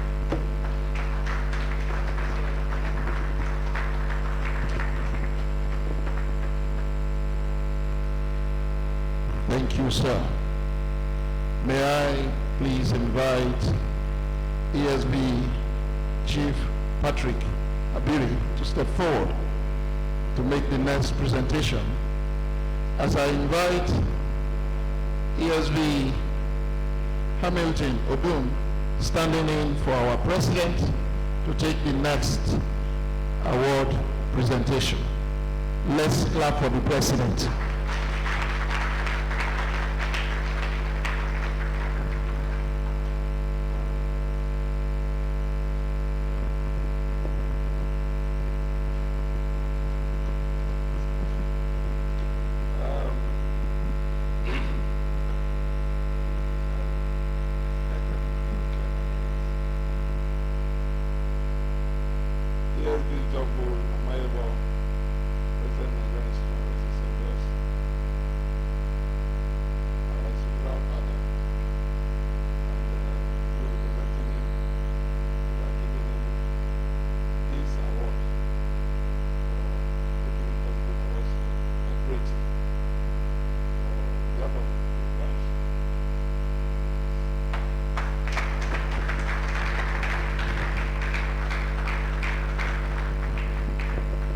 Thank you, sir. Last but not the least, for being in the saddle for the past 4 years, piloting the affairs of this branch, sailing the boat, and it didn't capsize, moving the train forward, and it didn't crash or derail. We invite to make this presentation ESV BC Benwari Yusuf, and the award will go to our immediate or outgoing chairman, ESV, Bolo Samson Efeke.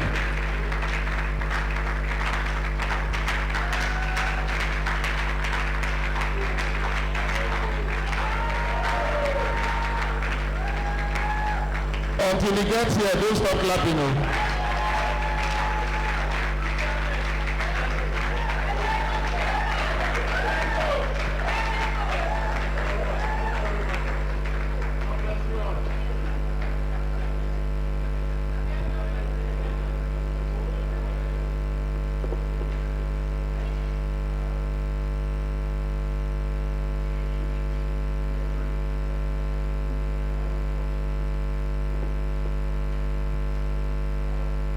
Nigeria Institution of Essay Surveyors and Valuers, Bayelsa State Branch.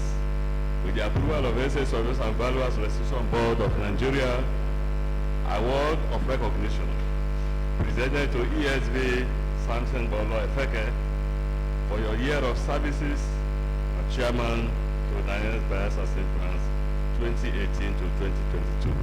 Thank you.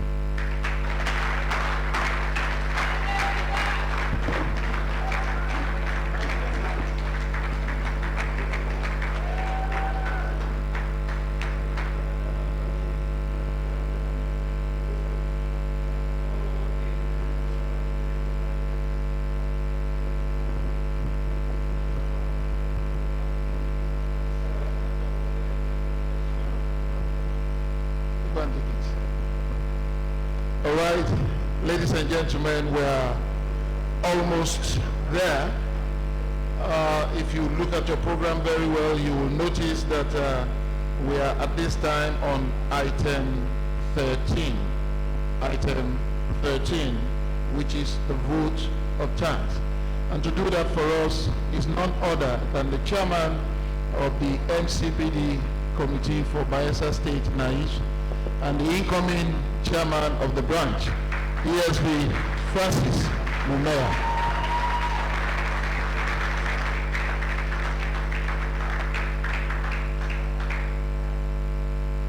Thank you very much, ESV Honorable Remy Hassan. Chairman of session, sir, may I please stand on existing protocols? It's been a lengthy session and the time was spending. You will all agree with me that our resource persons have been very wonderful with us today. I want you to please give them a hand of applause again.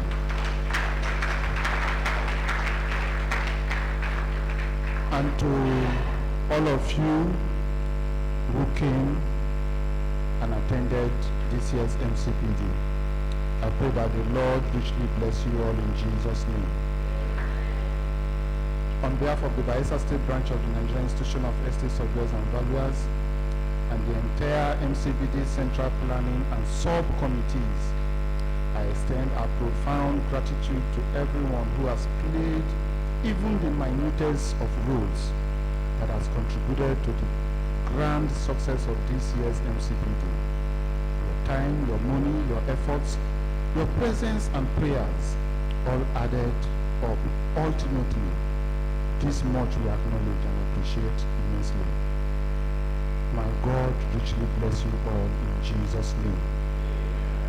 Thank you and God bless.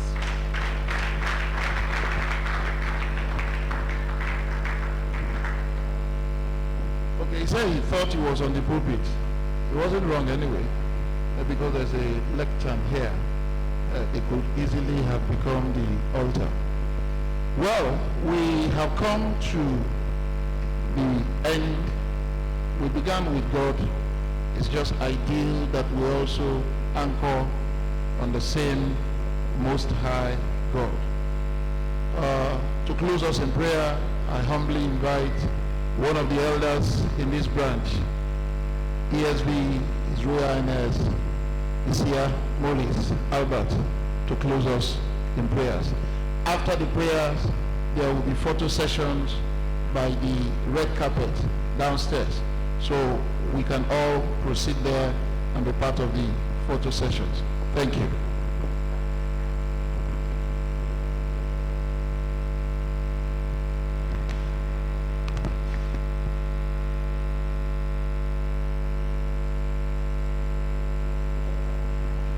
I've been told to remind us that by 7 p.m. we're gathered in the same place for a dinner. Now, a lot of money has been spent. It's going to be at the poolside downstairs, but in the same facility. Please don't allow wastage. Even God hates it.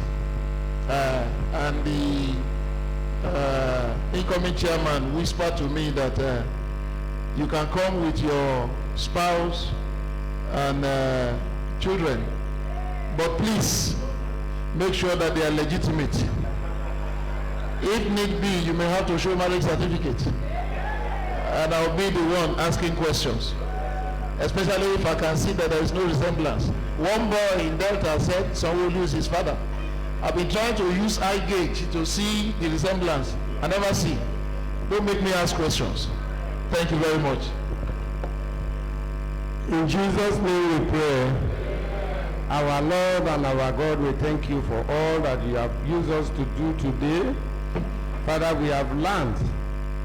The next thing is for us to see how we can carry out all that has gone into us.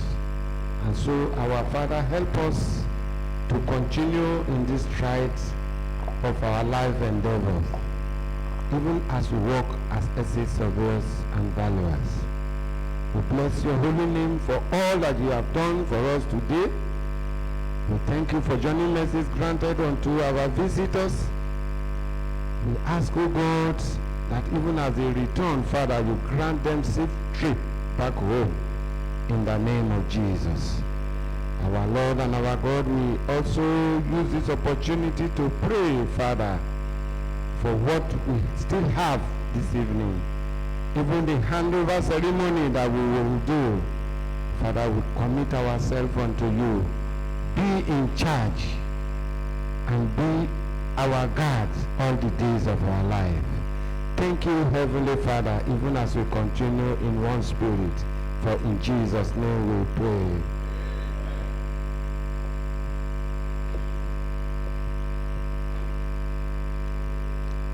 Photo session downstairs.